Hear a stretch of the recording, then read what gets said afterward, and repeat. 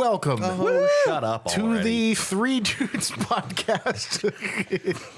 The only podcast made with Havarti cheese. Maybe just the only podcast. Have we looked outside for a while? No, it's Look out that as window. you brought up before. It's winter time, and I don't look outside in the winter. In this dystopian wasteland, land. There is only one podcast. Guys. It is the Three Dudes Something. Show program. I am your host this week. My name is Chris, as most of you, I'm guessing, know. But if they didn't know Chris, what name might they know you by? They might know me by Christopher. They might know me by my last name, which is Brady. They might That guy? They might know me by my nickname, which is Ham Cakes, or the variations that go along with it. Right. Hammy Cakes, Ham Caucus, Ham Diddle Diddle, Slam, which is my real name. and Drog, which is your real name. My actual name. Yes. I would love to change my name to Drug. It's a cool name, dude. Get rid of all those. Find fire. It means drugs in South America. I know that. Droga. Drog? Yeah, I know Droga. that. Years ago, I found like a poster. It was like a woman like crying in her hands. Like, You want to buy some drug from I? right? It's like a woman like sadly IV. crying with her hands over her eyes, and underneath it said "Stop Drug." And I remember being like, "I'm so sorry. Yeah. What have I done to contribute to this woman's misery?" That's really funny. yeah. Stop drug is a thing. It's like Stop Drog. stop drug, and meanwhile me. You need to like superimpose like a 50% opacity image of yourself. Yeah, just doing the puppet master right. thing over top like of it. looking like Palpatine with like a hood and sparks and shit. Yeah. Stop drug. Stop Drog. Well, we are here. If And you roll. were listening for the first time, which I doubt that you are, but if you are listening for the first You are time, weird. If you are, what are you doing? Why? How did you get here? What's wrong with you? We meet on a weekly or most often bi-weekly basis to discuss current topics of the day, and then topics that we decide are important or fun. And we have fun, and we drink beer, and we sometimes smoke cigars, but mostly we drink beer and fart and burp. And that Lots is of burping. that is the Three Dude cast in a nutshell. That is the Three Dudes Brabus. I am particularly Subsection 2. yes. I am particularly excited about this episode because this episode we will debut a new game on my It's part. not as bad as it gets. It's not as bad as it gets. We're done with as bad as it gets. That was a great game. It was not a great It was game. the best. was It was probably fun. the best game. It was a game that was the weakest of the three games. Maybe not bad, but something that I was really continuously frustrated with. So I decided rather than trying to toy around with it and improve it, I would come up with a new game. I'm just now realizing exactly how much you actually I hated that game. hate it. I'm excited for you to debut a game that you're happy with. Yeah, that's the thing, is because I realized I was probably pissing both of you off by being like, "Oh, it's as bad as it gets because it's as bad as the show is." Here comes the Here's stupid the stupid bullshit. Yeah, right. So Yeah, I was mad. self-deprecation gets a little old after a while. Sure. Right. Yeah, especially when I'm the only one who's like really like not enjoying it. And it's my thing. So rather than try and fix it, I just started from scratch, and I have something that I'm very happy with, and I think you will be too. It's called smoking And drinking. Immolating and imbibing. Sparking and sipping. So we will debut that after the first break. Okay. But we're not there yet. Where we are at right now is at the onset of the podcast. And we like to do a little thing at the beginning of the podcast that we call Why Circle jerk. Oh. Wrong podcast. Right. we like to call Why We're Fucked. Oh. So, gentlemen, I pose this question to the group. Why are we fucked? Dave, let's start with Ben. All right. Let's do it. We're fucked. Nicely done. Thank you. We're fucked because I was thinking about Rocky Ridge over Mill Creek. Right? Somewhere down in the mining hills of Dakota, there lived a young boy named Rocky Ridge. Okay. The short holes. Yes. Oh, The golf course. is that what that is? Yeah, Rocky the, Ridge. Okay. the sled hill, Right. all that. You know, people that do like par 3 courses in other parts of this state think short holes is a really weird term. Really? Yeah, so I got a friend that used to like golf somewhat, like not like professionally, but competitively from high school on out. But those are even like par 2 holes, some of those. Yeah, but even the idea of like I said, we have a short holes course, and she was someone who was pretty well versed in like golf stuff, and she said, "You have a what?" I said, "It's the short holes. It's like par 2, par 3, and whatever." And she's like, "Short holes?" Like the phrase had not occurred to her ever. Kind of like how people in this area refer to shopping carts as buggies. Yeah, right. Stuff like that. Like Yeah. that's a regionalism that does not translate. There's a couple of them, like the Devil Strip. You ever heard the Devil Strip? Yeah, The that's- spot yeah, right. in between the road and the sidewalk. yeah. The potato wedges, we call them JoJo's. Yeah, not JoJo's. not everyone does. Right. JoJo. JoJo. So the reason we're fucked though is because in that area there used to be a skating rink and it's not there anymore. Yes. Wait. I thought they brought it back though. The Pens brought it back. The Pittsburgh Penguins. So that skating rink that you're thinking of up there by the par 3 course. Yeah, it's back. Went down. And then a couple of years ago. I didn't know that. Literally, the Pittsburgh Penguins brought it back In the last like 3 years or so. Yeah, right. So that's maybe we're not so fucked because We're not so fucked. the That's Pen- awesome. I the- love that place. Not only did they bring it back, but like they coordinated like activities Yeah. on the ice, training, stuff like that for young kids. I learned how to fall on my ass on that ice. Same.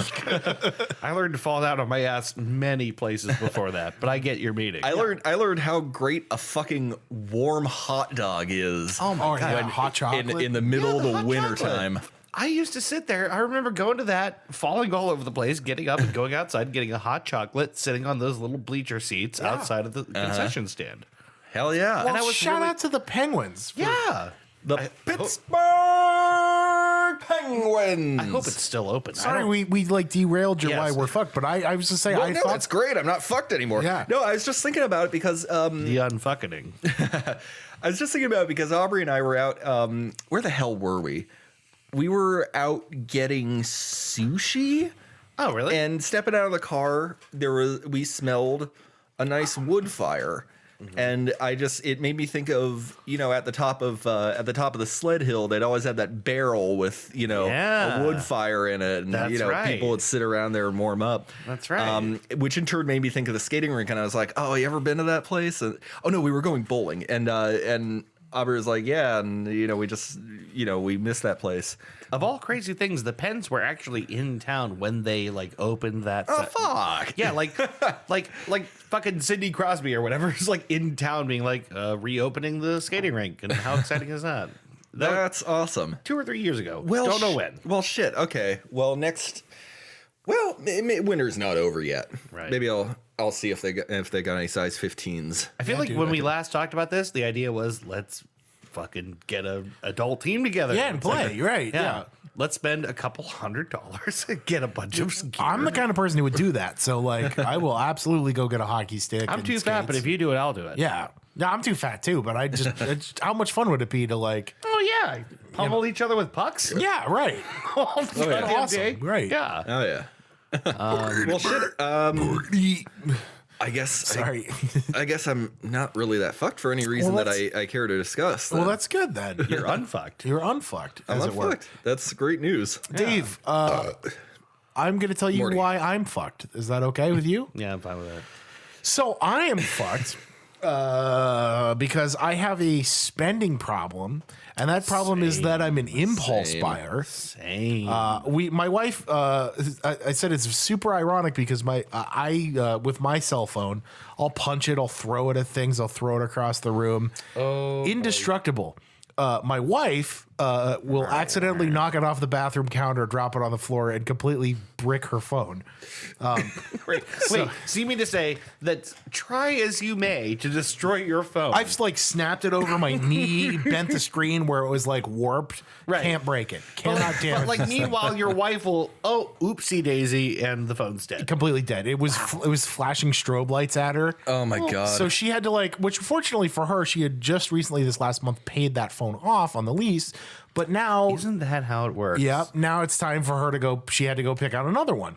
And I'm fucked because when she showed up to work to pick out another phone, and my wife knows me very well, obviously. So she sat down with one of the guys in the phone department, Antonio, and was like, Antonio.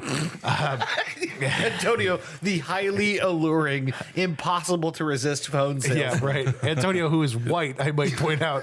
No, it doesn't matter. It doesn't matter. Data. Right. Let's just imagine Antonio's just, it doesn't matter what race he is, but just sit down at the counter and he says, hello. I am here to upgrade your mobile data. I'm aware you need a new phone. Does your phone's processor ever get too hot?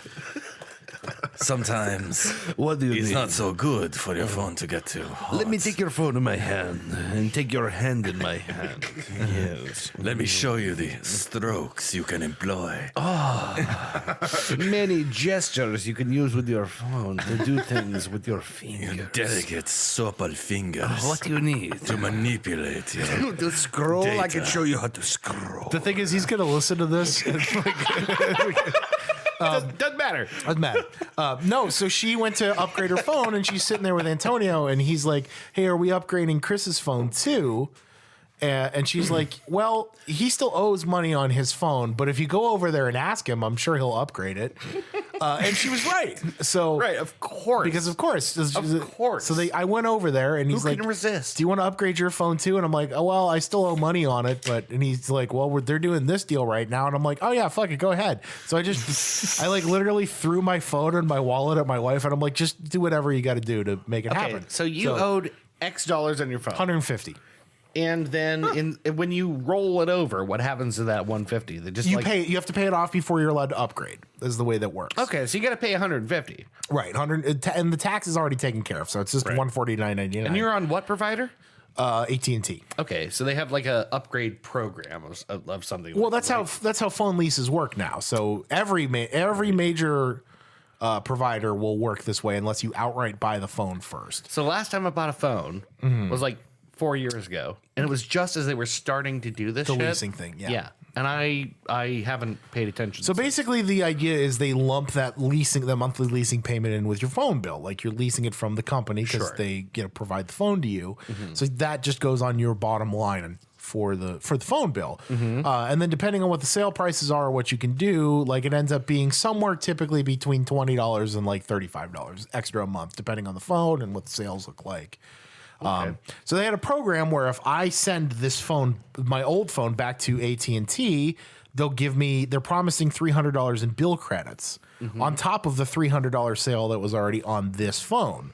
So instead of paying what I was paying for my last lease, which was like an extra $25 a month, I'll be paying an extra like $16 a month for this phone. Okay. So my phone bill monthly is still going to end up being cheaper once I send them the old phone back. So you have to pay the 150, Yeah, and then and then you send them your phone too. you send them the old phone. And then what you get is a new phone and a lower monthly lease. Correct, fee. on top of the sale, right. But the Which idea good is deal. you never really own the phone, right? Not until you pay it all the way off. But you don't even really get that because you paid 150 to pay off the phone. but old you still phone. had to send them the phone. Correct, but that's part of it. Is it's yours now, but you're selling it back to them for. So I paid right. I paid $150 to sell them the phone for $300. That makes sense now. So yeah, so it ends up being a good deal. But the problem with that is I just got paid, and now my bank account is empty because it's not just the new phone that you have to pay for. I'm leasing the cost of the phone, but I have to Right. pay the cost of the tax. I bought the protection plan on there for this very reason because my wife had the phone with a protection plan that she had to turn in now. So if something happens, I want to know that I'm going to get a brand new phone if like my screen cracks because I'm fucking rough on my phone. Right. I had to buy a new case for this phone because my old case doesn't fit. Yeah, I bought the screen protector for the first time in like 5 years because the new ones actually don't look like there's anything on the phone. Okay. So it's all this shit that just adds up. What do you estimate you paid? Total with the case and everything. Yeah, like outside of what you would have already paid if you just kept the phone you had. What do you estimate you paid to get this new phone? 400? Less than that. It was probably closer to about $300. I think it ended up being about $300, right? Gotcha. Which you don't think about as it's happening, but that cleared my bank account because I had other bills that came out this month. That shit fucking adds up fast. Adds up super fast, yeah. So I'm really happy I got the new phone, which I like. Okay, but It's a really good looking phone. too. yeah. But now it's cleared my bank account out, and I'm fucked for the next like 9 or 10 days. So that's why you're fucked? I'm fucked because I have an impulse buying problem because I now I have to wait 10 days without getting with like $30 in my bank account, and I have to stretch that. 10 days? Yeah. Fuck. That sucks. So now it's like we're gonna be wearing through the stock of food that's at the apartment right now because she's broke too. Right. And So then my average is like basically every 2 weeks. Yeah. 5 whole days I spend being broke as fuck. right. Yeah, that sounds about right. Yeah, and that's just symptom of number one being poor, and then number two like fucking like Spending on spending shit you don't impulse need to- shit. I didn't need to spend it. I could have waited with the old phone. The thing is, they know what they're doing to you. Absolutely. Because they don't make that. If they told you up front, hey, by the way, this is a $300 commitment you're making right now. But the thing is, I would have at least thought twice. I work in that building, and I knew that on some level that yeah, it was. but did you really have the full accounting? I had the full accounting. I didn't think about it. Okay, fair enough. Fair enough. Because it's something glitzy, and it's something that I've been thinking about for a while anyway. Right. Which is smart business on their And part. after payday, it won't matter anymore. It won't matter anymore, You right? will no longer be hurting And the for thing it. is, this is not the first time that I've done this to myself, and it's we're gonna get through it. It's not like this is gonna financially ruin my wife and myself. But now we're both broke, at least until she gets paid. But our rent has to come out of her next pay, which is like this Friday. So she's got to set a certain amount of money aside for that, which Yeah. means she's already gonna have part of that check taken out. Right. And it's like, I'm a little frustrated that I didn't have the foresight at the time to think to maybe wait until my next paycheck to do that. So I'm fucked because I'm poor. It's basically what that boils down to. Right. I'm poor and I have Yes. glitzy taste. I just realized my notebook is concealing something horrible. I don't know where this came from, but I flipped to the next page and there's just this wiener and like a really That's a- detailed wiener. And I don't know. Is this you? This looks like your drawing. That is absolutely not What mine. the I said, fuck that's am I not looking mine. at? I don't draw wieners that way. Who drew that wiener? It says Windows and TV like to open, cut out opening. I can draw a better wiener than that. Like it looks like a fucking mushroom, like a fucking matsutake mushroom. Who did you have on Goose Chase I that don't would have drawn know. that wiener? I don't think it was a goose Was chase. Drew or Scott over here? The thing is, Drew and Scott have both been here, but I have no indication that this is their artwork. The head of that penis just looks like a fucking lampshade. It does. It's like I can draw a better cock than that. That's a very pronounced penis. you head. have drawn better cock. Look I how have. skinny that dick gets It's towards like- the head. It's like really Often skinny on the shaft, but it's got, Jackbox. it's got a big fat bell pepper head on it. Yeah, that's so weird. Is that why you're fucked? Exposition, peppering, a big A. It says bringin' Chaplin. What the fuck does this mean? The shit I find in my notebooks, like I don't know where this came from. It's beautiful, obviously, and I'm going to keep it. Frame but- it. Yeah, I'm gonna frame it. Obviously. Frame it right up there with Dean Martin's bootlegs. Dean Martin's bootlegs and That's a really good drawing. the potato body. Yeah, right. The potato guy with a dangling weenus. Yeah. yeah. Oh, the one where because it makes evolutionary sense for the brain to be located in Yeah. the gravitational center of the body. The Fairly potato certain- guy with the dangling weenus. I'm sure I have this very fuck? recently in this notebook. Maybe not. This goes Think back about to the- season 2. The dumb yeah, so that's back there. What the fuck? Where It's- is my regular notebook? It's Oh a my ways god. back. That's all right. Don't worry about It it. doesn't matter. Dave, why are you fucked? Okay, so this is this is probably like we've never talked about this, but I think this is the number one thing ruining my life. In that it happens all day long, every day, and there's no end to it. The dog. Not the dog. He's terrible, but not him. When was the first time you saw a USB plug? The first time? Yeah, square USB plug, the regular old USB plug. When was the first time you saw one? 1998. Yeah. Yeah, when we like or like I don't fucking know. and recognized what it was. Like the Yeah, I mean, mine was around then, but I don't really know exactly when. But I'll say probably in the very late 90s. yeah. It is now 2020. Over 20 years later. why do I still have to go to plug it in and then Fucking and then flip turn it upside over down? and then try to and then fuck that's still There's not right. gotta be an And easier go back way. to the first orientation. There is an easier way. It's called USB-C. Yes! But output cable. The other ends of cables are everything's not USB-C standard yet. Correct. No, the problem. I will say my new phone is USB-C standard. And that's awesome. And so great? is my phone, but I will tell you this again: I if got- you want I to got- plug it into your computer, Yeah. you might have a USB port, a have USB-C port. I have an adapter now. Many people have one USB-C port tops, Yeah. but they have 6 or 8 USB-A plugs that are still on that fucking machine in 2020. They're still selling the fucking USB-A plug, which is it's the beginning of nightmares for me. It's like every single time I have to plug anything in, I have to do 1, 2, 3. Yep, nope, yep. They have to turn the pain. fucking thing over. Well, and the thing is now that they've done 3.1, USB-A 3.1, which is the faster data transfer. Okay. Which is how you can run things like an Oculus through USB-A because Sure. they have to make it faster. Right, like a single plug as opposed as to like fast 2 or as 3. USB-C, basically, Right. for data transfer. Right. And that was their solution, is to just make the cable out of better stuff and make it faster. Sure. But it's still a USB-A plug. Which it means it's frustrating. They can't It's stamp still- like an up symbol on the top of it to make it easy. Why? How Is there fucking not- hard is it to Give do me a that? little triangle. Because not every port is oriented the same way either. Sure. That's true. But you know what? Oh God, you're right. You're right. But like, at least like, why is there not some standard for? Here's where the fat end of the USB cable is. Here's where the thin end is. Here's where we put a triangle to denote the fat end, and you just orient it with the other fat end. I'll give you another good example. Every place that you go where they have those chip card readers now, there's a different button at every place you go where Yes. it's like if you want to ring it up as credit, it's either red, yellow, or green. The whole you know thing is what? totally different. everywhere. Monopolize it. You know Yes. what? You know what? I notice more and more places just have that you press green. More, Right, like for credit. Yeah, I'm noticing more and more. Right. See, but now a lot of it's okay. So, like at our store, it's red for credit.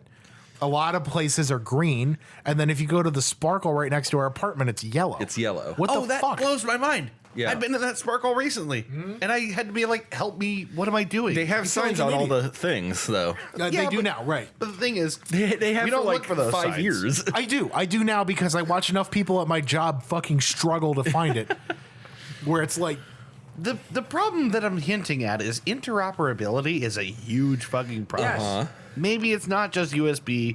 It's a lot of things. It's like we go from place to place, and we have to relearn everything everywhere we go because there's no standard for half of these things. Yeah. And it gives me a small migraine. I agree. Yeah, Especially with regards to USB, because like it's dark and I'm trying to plug my fucking phone in. Yeah. and I go nope. You know what's Nope. You know what's even You know what's even worse is the fact that USB-B, that like more square shaped one. yes, Yeah. That, you used For to printers, basically. yeah, printers, old had- digital cameras. it had little notches It in the had corners. notches on the top, so they had the foresight Yes, they knew. to make the other end of the fucking thing notched. r/they but knew. not USB-A. right. I know. Now the thing is, if USB-C, which is pretty great, Yeah. if it takes off, maybe we'll be over this in like 5 years. It's taken off. It's on a lot of phones, but the thing is, still all the chargers and shit. not the new ones. Maybe not. Mine is both USB-C, and also new laptops that aren't wide enough to fit like a disk drive. They have to be on USB-C. So a lot of those now, but you have to buy a fucking adapter now for some of those old things. That drives me insane. Yeah. it's the same as when Apple got rid of the what did they get rid of the Thunderbolt? Yeah, maybe that was it. the Thunderbolt cable. Or no, no. No. They got rid of regular USB ports and they had to replace those with an adapter dongle to Right. connect regular USB. That's shit. right. To lightning, That's right. Yeah. Yeah, it's just I don't know. Fucking frustrating. It's a never-ending grind, dude. It's never-ending. So the bottom line is, I'm tired of plugging shit in, and it makes me agree. mad, and I'm old and cranky about it. And god damn Oh. it, just make it right. Yeah. Fix this. The thing is, I understand that because I'm one of those people who gets frustrated over the little stuff. Yeah. I can handle big chaos in my life fine and breeze through it and just do what I need to do to handle the situation. Right. If it's something little, if I stub my toe walking out into the living room in the morning, I'm done. My day is ruined. If you hit that pinky toe on anything, I'll throw stuff across the living room. I have fortunately not punched holes in my apartment wall over. You know what I mean? Well, you were here when I did exactly that. I stubbed my pinky toe and put a hole in the I've wall done that. upstairs. The thing is, like, were you here then? I was here. Yeah, I was here. This was when you were out of town. Yeah, Chris was over. I just got the text. I had no idea what was happening. Yeah, no, I hit my pinky toe on the corner, go to the bathroom, and I put that hole in the wall. Yeah. Oh, and the thing is, I was trying so hard to calm me down because I understand that because I've done that. That's a bad feeling. Many times in my life. Yeah. I've done that. I've how many controllers have I smashed in my life? I think I understand that. I seem to remember calming down pretty quick once I saw that I had done that. I was like, oh, what have I done? Yeah. For a long time, I understand that feeling really well. My favorite part of that was that for a really long time, we just had a picture of John Cena's face. You put that there as well. Yeah. I just remember like there was a picture of John Cena's face covering the hole in the wall for like a really long time. That's a thing that's hard to be mad about because like I think all of us understand that. Oh, how many times I've hit something in anger. Oh yeah. Like it just doesn't usually give. Oh, but exactly. And I felt terrible about it because I've never put a hole in a wall before. The hardest I ever hit something was I literally destroyed my dresser in my old bedroom. And the hardest I ever hit it is one time I hit it hard enough, like the solid drawer part of the dresser, that it left a solid indentation in the dresser, and then the drawer part just fell off. Just like the front part of it, like the drawer stayed in, but the front plate, I smacked it, it cracked and dented, and then the front plate just went nope and fell. I was like, oh, you must have broken it in at least 2 places. Yeah, like I just fucking walloped it, and it was over something dumb. Like I was playing a video game and I fucked up somehow, and I was like, son of a really bad foresight on my part to put that dresser right next to where I sat when I played video games because it was the nearest hard thing that I could punch. So yeah, stupid. I gotta tell you, boys. Yeah. I think this is a really good time to take a break. Yeah, I agree. Yeah. We're just about 27 minutes flat. Oh wow, already? Yes. That was fast. Okay, yeah, let's take a break and then we'll be back with the new game. I'm really excited. That game is of course I'm excited called that you're excited. Smoking and drink. Oh god, I've got you guys into it now. It only took and 4 spoofing. seasons. Boofing, spoofing. Puffing and fluffing.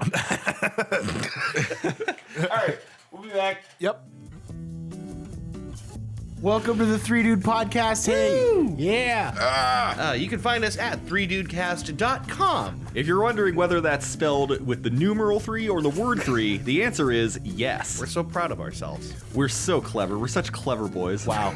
We've switched hosting to Podbean. You can still find us on iTunes and Google Play. So give us a like. Yeah, give us a like, give us a listen, give us a review somewhere. Give us a sandwich. Give us a high five. Give us sponsorships. Please give us a hug. Give us that money. And we are back. So as previously mentioned, ladies and gentlemen, I said that I was going to debut a brand new game this episode. Fuck yeah. Since I was very frustrated with my old game and it was starting to show through on the podcast. What, you mean as good as it gets? As good as it gets, starring Greg Kinnear and Jack Nicholson. No, I mean as bad as it gets, I should say. What if this is as good as it gets? I love that movie, actually. That's one of my favorite chick flicks. That's a great chick flick. I never saw that movie. Never seen it. Early recommendation. If you ever get the chance, watch a great chick flick called As Good as It Gets, starring Greg Kinnear, Helen Hunt, and Jack Nicholson. Watch everything with Jack Nicholson in it. Yeah, Nicholson is incredible in this movie. I don't think he's bad in anything, is Really he? good. So is Greg Kinnear, actually. So is like Helen Greg Hunt. It's a really well casted and acted movie. Anyway, it's time to debut this game because I was so frustrated with As Bad as It Gets because I felt like we stumbled our way through it. I wanted to get something concise and near and dear to the point. So I'm trying something completely different, and I am very satisfied with the results. Nice. So Let's this do it. game is going to be an exercise of your two's deducing power. Ooh. The name of that game. Two's deduce. Two's do's deduces. Can I get a drum roll, gentlemen? The name of this game that we will be playing is called Who Said It Best?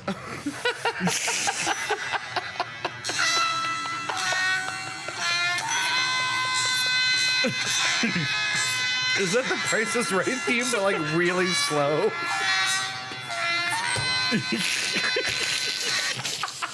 No, it's the theme for Who Said It Best. Wait.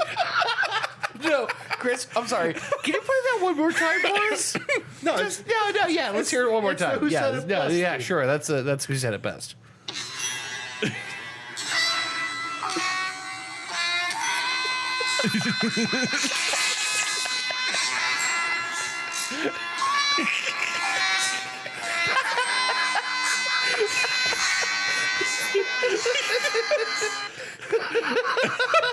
Wow. Great unique theme song. Thank you. How many hours in the studio did it take you to develop that? Hours. It took a long time. That actually took longer than the game. Wow. So People should really see your face when you do that because it's insane how happy and proud you are. I want you to know I fully intend on doing that for every. Please do. Who Said It Best, Oh, ladies and shit. gentlemen? Whoop. The game is called Who Said It Best, Who said it? in which you two dudes will try and deduce who said it best when they said a certain quote. Oh, this is great. What could this mean? So what I will do is read it to you as a specific quote, and I will give you 5 choices. I originally wanted it to was going to have it as 4 choices, but I wanted to make it like Las Vegas in the sense that the house will always have a distinct advantage over the player. So instead of a 50% chance of you guys getting it right, if you were to guess 2 separate guesses, It was to go one-on-one. if we was to go one-on-one, you got a 50-50 chance at best at beat me. At beat me. So I wanted to have a distinct advantage. So you will be given 5 choices. This is great, Chris. I will read you a quote, and of these 5 choices, you will be given a list as to who said this quote. Now, the people that I have chosen for these quotes, one of them is the correct answer, obviously. The other 4 are ringers that I've thrown in there. This is great. Could be a real person, could be a character. If I were to read a character's quote, I will read it and the quote will be in their character. So, which is to say, if I was to say the quote was, I knew it was you, Fredo, you broke my heart. It wouldn't be Al Pacino. It would be Michael Corleone from that famous movie, The Godfather Part 2. Part 2. So I will read that. It will be Michael Corleone. It won't be like Al Pacino. I'm not going to, try and throw Okay. you for a ringer for that. Right. So it will be read as the character. For today's episode, I have prepared 2 just as an introductory. I would love it. I would like to do both of them if that's okay with you guys. Yeah, we're gonna do both. So Do you have a tiebreaker backup in case we tie this guy up? between these 2, Yeah. What if we both get it right? that's okay if you both get it right. You're competing against me. Oh. I don't think you're both competing against each other. You can if you'd like, but I think largely you're both competing against me. Okay. If you would like to keep a tally, I can start keeping a tally of who has won more, me or you. Yeah, let's keep records just to see what happens. So, Yeah. Dave, Ben. I'm really excited about this. I'm just happy to see you doing a game that you're happy about. I am very, very happy about this Yeah. game. So, gentlemen, I have some interesting ones in there too. So just, I'm going to try and throw you guys for a loop. All right. Who said it best when they said, we breathe, we pulse, we regenerate. Our hearts beat, our minds create, our souls ingest. 37 seconds well used is a lifetime. Was it A, Thomas Alva Edison, B, Mr. Megorium from Mr. Megorium's Wonder Emporium, C, and I threw this one in there because I thought it was really funny. Nobel Peace Prize winner and Glamour's Woman of the Year 2013, Malala Yousafzai. All right, so passing that one up. No, I'm saying I threw the Glamour's Woman of the Year thing in there because I thought I was looking at a list of all her awards, And it was like Nobel Peace Prize, Children's Peace Prize, And also Glamorous Woman of the Year. So I threw that in there. prestigious, glamorous Woman of the Year. Mad Magazine's Putz of the Century. D. Son Goku from Dragon Ball Z. Or E. Professor Albus Dumbledore. Oh. Would you like the quote or the names reread to you? I would like the quote. Yeah, I want the reread. quote. Yeah. The quote is, "We breathe, we pulse, we regenerate. Our hearts beat, our minds create, our souls ingest. 37 seconds well used is a lifetime." The options were Thomas Edison, Mr. Megorium, Nobel Peace Prize winner and Glamorous Woman of the Year 2013, Malala Yousafzai, or Goku. I wrote that all out, so I just read it straight off the Goku page. Or or- Professor Albus Dumbledore, excuse me. Should we be competing or collaborating on this? That's up to you. Ben, how do you feel? Do you want to fight this one, or do you want to collaborate this one? I would like to hear you both individually work it out, and then I think see we should. I think this should be competitive. Okay. It might be more fun that way. All right. So, I have my reasoning behind what I think already. yeah. Yeah. So I think I have my reasoning, and I think it's because of the scene that I think it takes place in. Okay. I think this is what Dumbledore says to Harry after Fawkes the Phoenix revives himself in Dumbledore's office. Okay. So I think it's Dumbledore. I will tell you, I believe that the mention of 37 seconds is super, super important.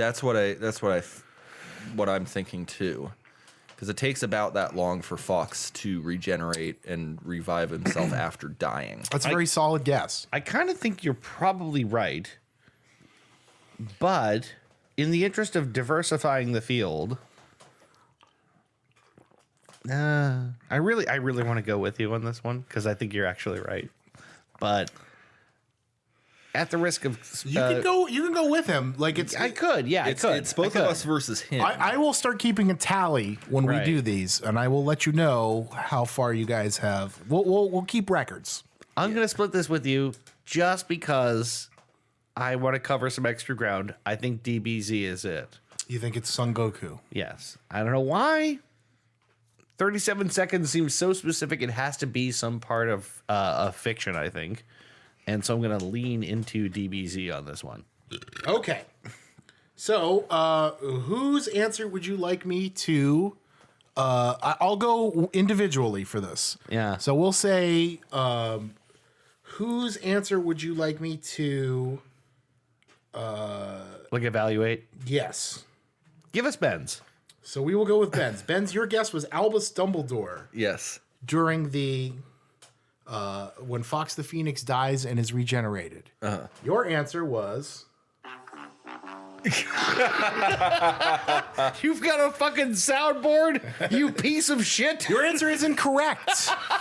Hell. Incorrect. It my is God. not Albus Dumbledore. Although I like your reasoning, that was a very, very educated guess. He's going to fuck me too here. Dave, He's going to fuck me too here. your guess, Yeah. Wow, wow, wow, wow. based, I'm guessing because you know I've been watching Dragon Ball Z, Yes, was that's why I guessed Son Goku. Yeah. Your answer was Yeah, I'm wrong. You fucking asshole! your answer is also incorrect. That's way too deep for Goku to ever say. Yeah, okay, sure. I almost put King Kai on there just to throw you off because I'm thinking like But what was it? the real answer.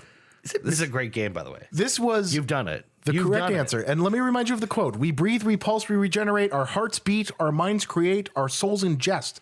37 seconds well used is a lifetime. It was, of course, Larry David. It was said by B, Mr. Megorium from Mr. Megorium's Wonder Emporium. I had a feeling it might have been. This was taken from a scene in which Mr. Megorium, played by Dustin Hoffman, and Molly Mahoney, played, of course, by Natalie Portman, wind all the clocks in the store to make them go off at once. In that scene that I looked up an hour before I came here today.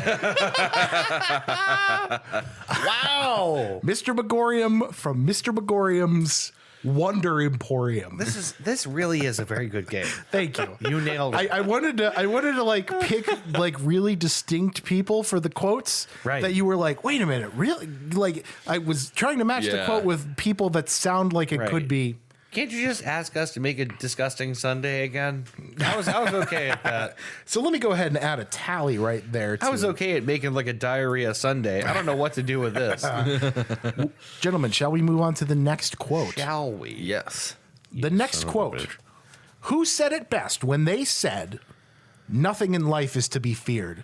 It is only to be understood. Now is the time to understand more, so that we may fear less." Ooh, I feel like I recognize this one. Was And that so do quote you. from A, French physicist Marie Curie, B, Dr. Victor Fries, otherwise known as Mr. Freeze, from the Batman comic books, Sorry. C, inventor and founding father Benjamin Franklin, D, Israeli Prime Minister Benjamin Netanyahu, or E, really bad movie character Benjamin Button? So the idea of having 5 options is where this game is going to be the hardest. Yes. 5 is hard. Four was good, 5 is better. Yeah. So it was Marie Curie, Mr. Freeze. Benjamin Franklin, Benjamin Netanyahu, and Benjamin Button. I thought you said, so was Marie Curie Mr. Freeze? And I'm like, I don't know, maybe. Wow. Nothing in life is to be feared. It is only to be understood. Now is the time to understand more so that we may fear less. All right, give me that list of speakers one more time. Your options are A, French physicist Marie Curie, B, Dr. Victor Fries or Mr. Freeze from the Batman comics, C, inventor and founding father Benjamin Franklin, D, Israeli Prime Minister Benjamin Netanyahu, or E, really bad movie character Benjamin Button. I have a guess. All right, so do I. I think Marie Curie. Okay, reasoning behind that? Because her research came about, it's the words "now is the time to," et cetera, et cetera. Right.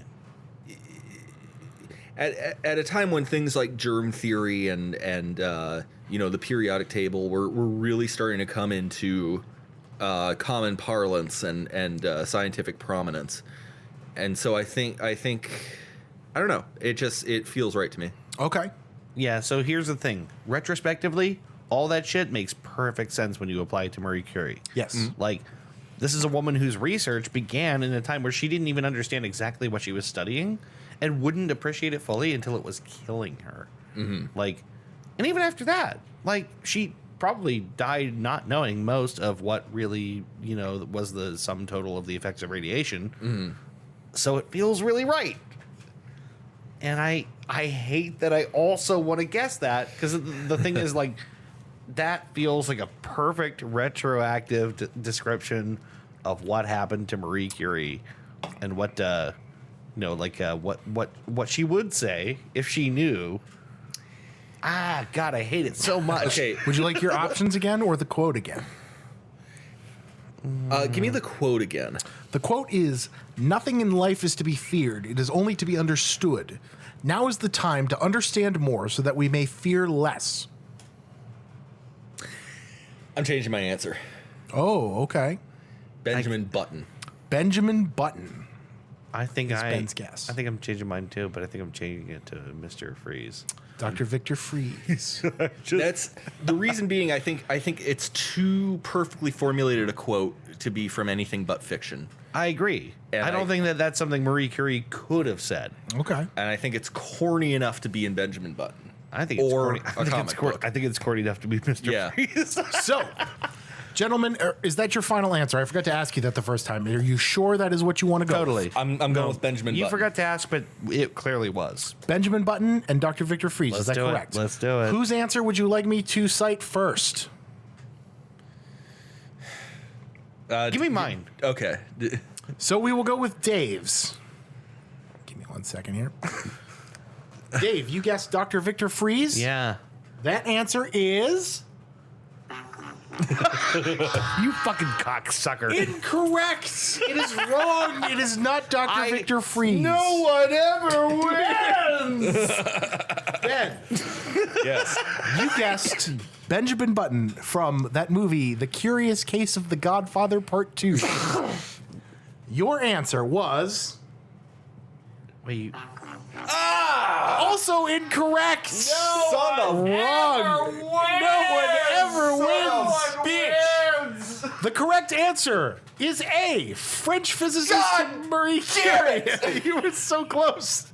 You were so close. Very well deduced, but I stumped you. I hate you. God. I hate Damn you. it to Worth hell. noting, Marie Curie has a Nobel Prize in physics and chemistry. She also discovered the elements of rhodium and polonium. I don't care. I don't care right now, Chris. I have an interesting thing about polonium here. Do you? Polonium is a highly dangerous element and has no biological role. By mass, polonium-210 is around 250,000 times more toxic than hydrogen cyanide. For less than 1 microgram for an average adult compared to about 250 milligrams of hydrogen cyanide is fatal. Wow, that's really cool, Chris. Isn't that what Putin killed that one journalist with? Oh, Like yeah, putting- polonium 2 something or other. Something. 215, 258. It's also, which is ironic because it's named after the least threatening character in Hamlet. Yeah, you're right. I don't know if it's named after Sure. him. I hate you. I hate you so much. And this game is only going to make me hate you more. But, Yes. before we start, I'm going to take a leak. Take your time. It's Rock it's a okay. hot piss. So I hope you guys liked that game. Take a failure lap. let me go ahead and notch another win there for me. I hate it. Ooh. That didn't feel right. It didn't. I It was know. too. You The- knew see, when you the- did it. the You knew when thing you is- did it. The thing is, You I knew when had you- to try and I was gonna. Yeah, You I knew had when to you try wrote it down. And the other thing is, I wanted to try and get some female representation in there as All well. right, get some 'Cause originally, ladies. in place of Malala, I had Gandhi, Mahatma Gandhi, as Right. the option, and I'm like, now let's get some female representation in Right. there. So I did Marie Curie and I did Malala. So I figured, why not? We'll mix it up. This kills me. So that Honestly, is it 2 kills me. wins for the house. Okay, here's the thing. I despise what you did, but this is a great game. I think so too. I think you nailed it. Who said it best? Who said it best? Who said it best? Wow, what a good game. I'm glad you guys liked it. I am going to have a ton of fun. Coming up with those. I can't stress to you enough how easy it was to find a quote and then think of silly characters Oh, of course. that it could have been who said that. That's the thing is, like, once you start with the quote, Yeah. there's a whole lot of options. Just opens which up. make a lot of so sense. you just search like famous quotes from such and such and find a good quote, and then who knows who said it. I'm glad you guys liked that. I had a ton of fun coming it up. At this moment, I am euphoric. I'm very frustrated with that game. Not by the blessing of some phony god, but because I am enlightened by my own intelligence.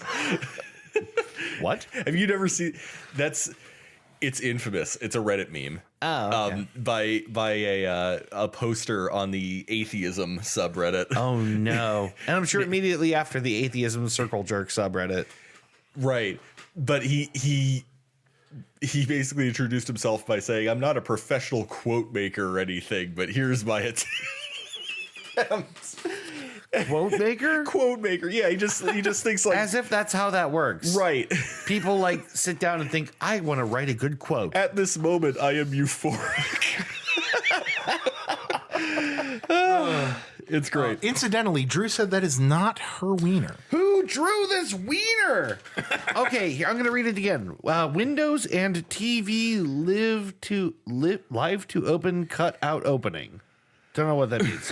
Weird. Bring in Chaplin. What else that means? And then exposition peppering. And then there's just this drawing of a wiener and balls and a butt and like a belly button and legs and weird knees. And it's got a big capital A next to it. Strange. Can someone please? I mean, I don't even know whose handwriting this is. I don't know either. But it's there. Boy, howdy. Boy, howdy. So, gentlemen, shall we move on from the game? Let's just do it. I'm glad you guys like that. That was good. That is 2 scores for the house. God, I hate you. and none for the players. Yeah, right. We'll see how that improves the next time that we play this game. Next time on Who Said It Best, Best. or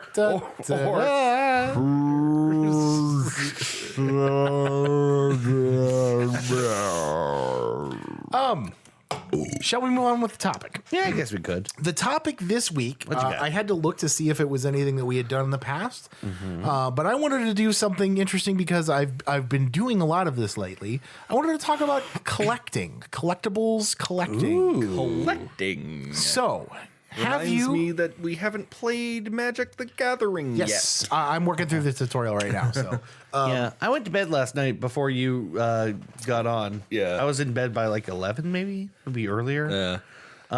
That's But yes, Magic the Gathering is probably the most like collectible driven game I ever played, and I still have all the cards to prove it. So the topic is collecting. Have you ever collected anything? I guess is the first question. And is there anything you would like to start collecting, or anything that you find collections of interesting? Yeah, money. Where do we? Yeah, right. I'd like to start collecting money. Where do we go from here? I got one for you. Let's go. I don't know if anyone cares about these things, but you know how like anytime you go anywhere, like any tourist trap or any like large attraction, they have those pressed penny machines. Yes. I fucking love those things. Yeah, dude. I have a small collection of them. In fact, one of the most recent ones I got was when we went to the House on the Rock in Wisconsin. I think I told you guys about this, right?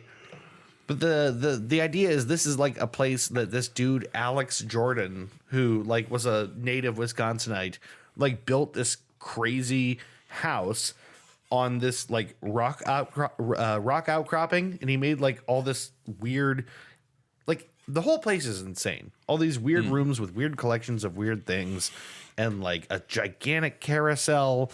And eventually, he made this enormous whale, like the gigantic whale statue that's like eating a fishing boat and all this stuff. Like it's this crazy huge museum of stuff this dude did. But one of the things they have there is a press penny machine that you can get, like a small little penny press of the big whale eating the little ship.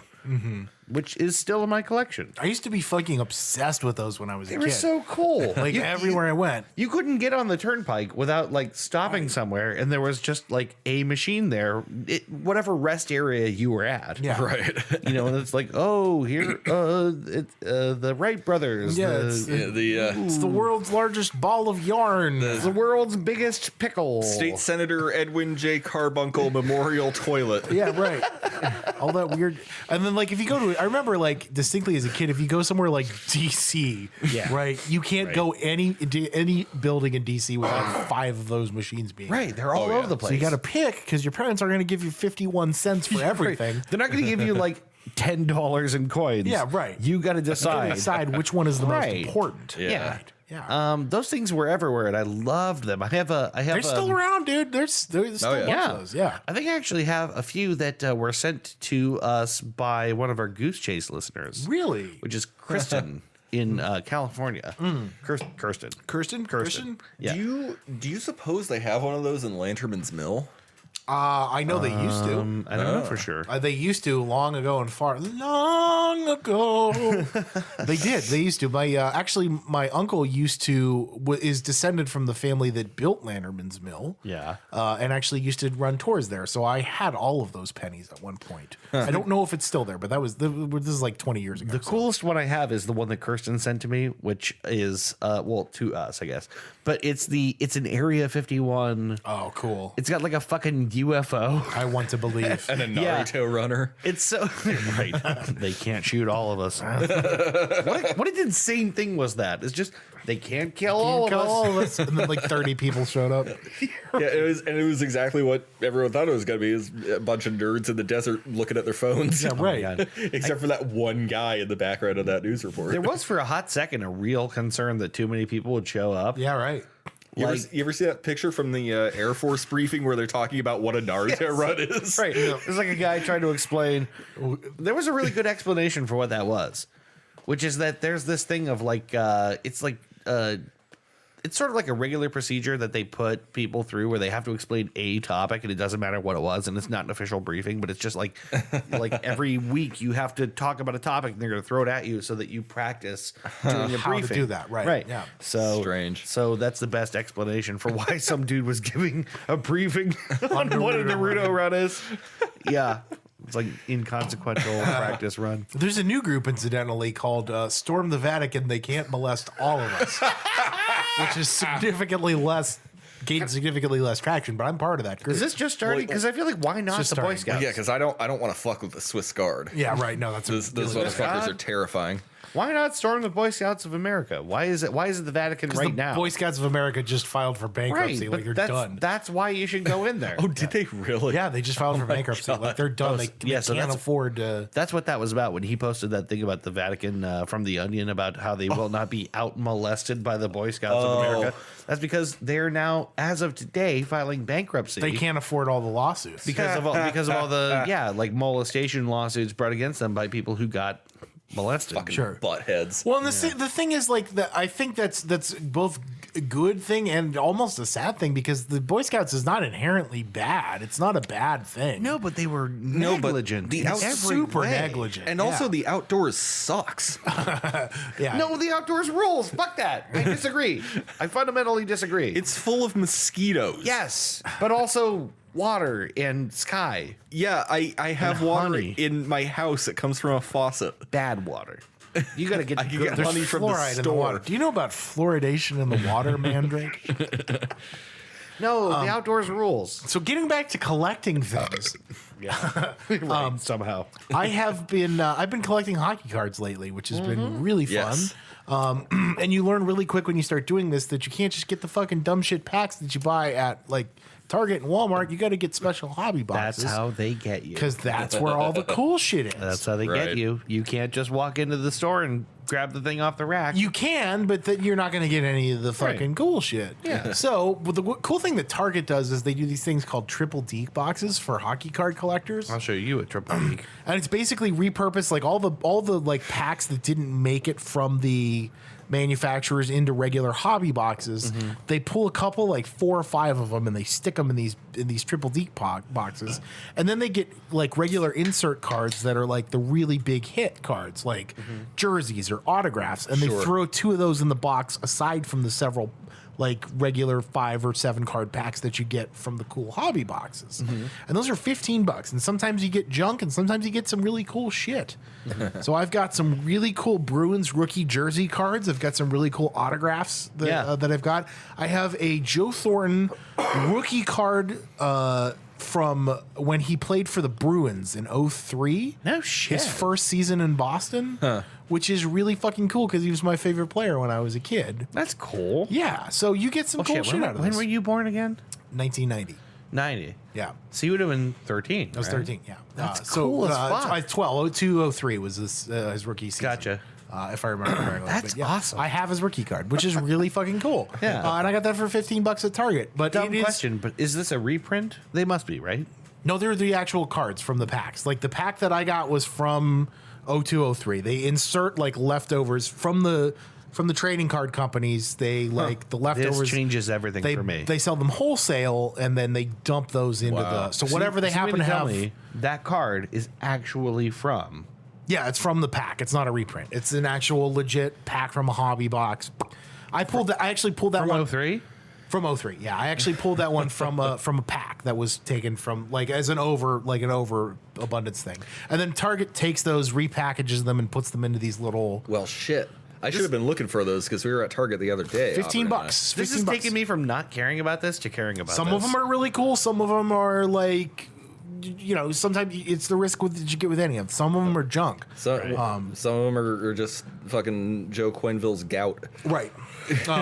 Now the really expensive ones are like there's boxes. The Cup is the most expensive one. They're called the Cup, and I don't know if they're put out by Upper Deck or not. Upper Deck's like the largest purveyor of those. Right, they're the upper deckers. They're the ones that get up on top and, you know, drop it to us below. Right. Yeah, they're Like like, you can't get rid of it. right, they're up top and they just, you know, drop the good nuggets down to us. Right. Just kind of hit that lever, and it comes down to us. But Right. the cup is oh my god, the cup is the big one. Those boxes for 5 cards go for several $100s, but when you get those packs, you know that you're going to get something good, at least one really, really good thing in those packs. Something that's worth a lot of money. Yeah. Because people will actually, if you check eBay, people will pay serious cash for some of these really good hits. Really? The ones that are the more affordable ones are by Upper Deck. They're called Black Diamond boxes, and you can get those hobby boxes that contain about 6 or 7 cards for roughly $80. But again, those cards are worth money. So Right. there's a good chance that you're going to make at least make your investment back when you get those. If you can find one when you're collecting sports card, any sports card, not just hockey, if they're numbered, they'll typically number them from like 1 through 300 to 1 through 99 to 1 through 50, 1 through 10, 1 through 25, or a 1 of 1. And if you can pull a 1 of 1 card, that is serious cash. Does 1 of 1 literally mean the only one? The only one that was ever made in the world that was ever made. Yeah. Wow. So I saw. I'm a member of the Hockey Card subreddit, which is a small subreddit, but a really super dedicated one. I saw somebody who pulled a 1 of 1 hockey card from a regular Upper Deck Series 1 pack, which is like the standard shit that you could go to the store and buy. He pulled one, and it was a 1 of 1 pack for a commentator from the 1930s. They did like a commentator exclusive set. Okay. And this dude pulled a radio commentator for hockey from the 1930s, which is like a crazy, insanely cool pull and like really specific, and someone will pay a fuckload of money. Yeah, for right. that. The right person will love the hell Will out absolutely love that. I love the hell out of that. I don't Sure. want to know how much he wants for Right, it, you but would- that's like several $100s. Like, Right. You wouldn't pay $100 or $200 Right. bucks for that, but someone will. Right. Of the cards I have, I don't have anything that's worth a ton of money, but I do have some pretty cool cards that I know are worth money already. And I've only just started. It's the lottery. It is. It's the lottery. It's the lottery. It's the lottery. It's literally the lottery. That's what you're doing. But I'll have to show you guys, like, the collection from the last time I showed you to now has Yeah. grown pretty exponentially. And I have some pretty cool stuff in there. I believe it. Sweet. I have a ton of like packs from like when the Vegas Golden Knights had their inaugural season. There's lots of cool shit from the 2016 or 2017 season. I have a lot of those original players. So Did you guys collect Pogs? I did. I did for a brief amount of time. I think we talked about Pogs in the 90s nostalgia. I think one we of them. did. I think we did. Maybe it doesn't warrant a big discussion, but I had a big yellow bucket full of them. There was I had those tubes, those plastic tubes with the Oh lids. yeah, I never had those. Yeah. Because I never really played. I never really knew you could play with them. I just I thought they were Right. neat, so I collected them. Yeah, dude. Right. There was one set I had. There was one set I had called the Exo Men. And they were just straight up X-Men ripoffs, but they were all in like exosuits, like mechanical. Okay. It was Like so super obvious knockoff. It was so strange. Silly. It was really strange. Yeah. Some of those designs seriously kicked ass. I wish though. I still had the Like ones the- I had when I was a the kid. hollow foil things. Alex still has all his Pogs. I bet he does. Alec is great at keeping shit like Oh that. yeah, he's a toy guy, so he's got tons of toys. He's like a primo collector. Much to I'm sure his wife's chagrin, he's got the entire attic is reserved specifically for his toys. I was gonna say, there's no way that's not all up in the attic, right? It's almost all through. Yeah, he's got the largest tech deck collection I've ever seen anybody have, cool. adult or child. Oh my Yeah. god. He's got like insane. He's got a whole skate. He had the last time I was up there a whole skate park built out of tech decks. Wow. Yeah, and a right. workbench dedicated to like rebuilding his tech decks, which is like nerdy but like super fucking cool because I Oh, yeah. loved Yeah. those when I was a kid. It is absolutely nerdy and also cool. Yeah, I have a binder that is full of my granddad's stamp collection. oh yeah. You've told me about this. And it's still I know exactly where it is. I've had it, God, probably about 10 years now, and I don't know what to do with it. I don't know where to start with collecting stamps. And I mean they're great because they're just miniature works of art. Yeah, they are cool. A aren't very they? cool place to start would be to like find a forum online and see if they can direct you to someone who can get what you have appraised, so you can at least understand sort of what you've got. Right. Sure. I've always been curious. I don't think I'd ever sell those because they were my granddad's. No, it has nothing to do with selling them. It has more to, I think a lot of it, because that was what I did when I started doing the hockey cards thing. Understand what you've got and kind of appreciate why people put value on Sure, it. sure. You know what I mean? Yeah. Yeah, so that's something I've wanted to do. And then my stepdad's father, who passed away some years ago, would always get my brother and I collectible coins because he was a coin collector.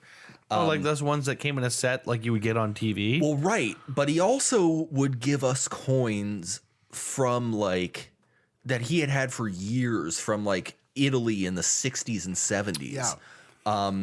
So, I've got this old beaten up, lire coin that's like maybe a little bigger than a dime.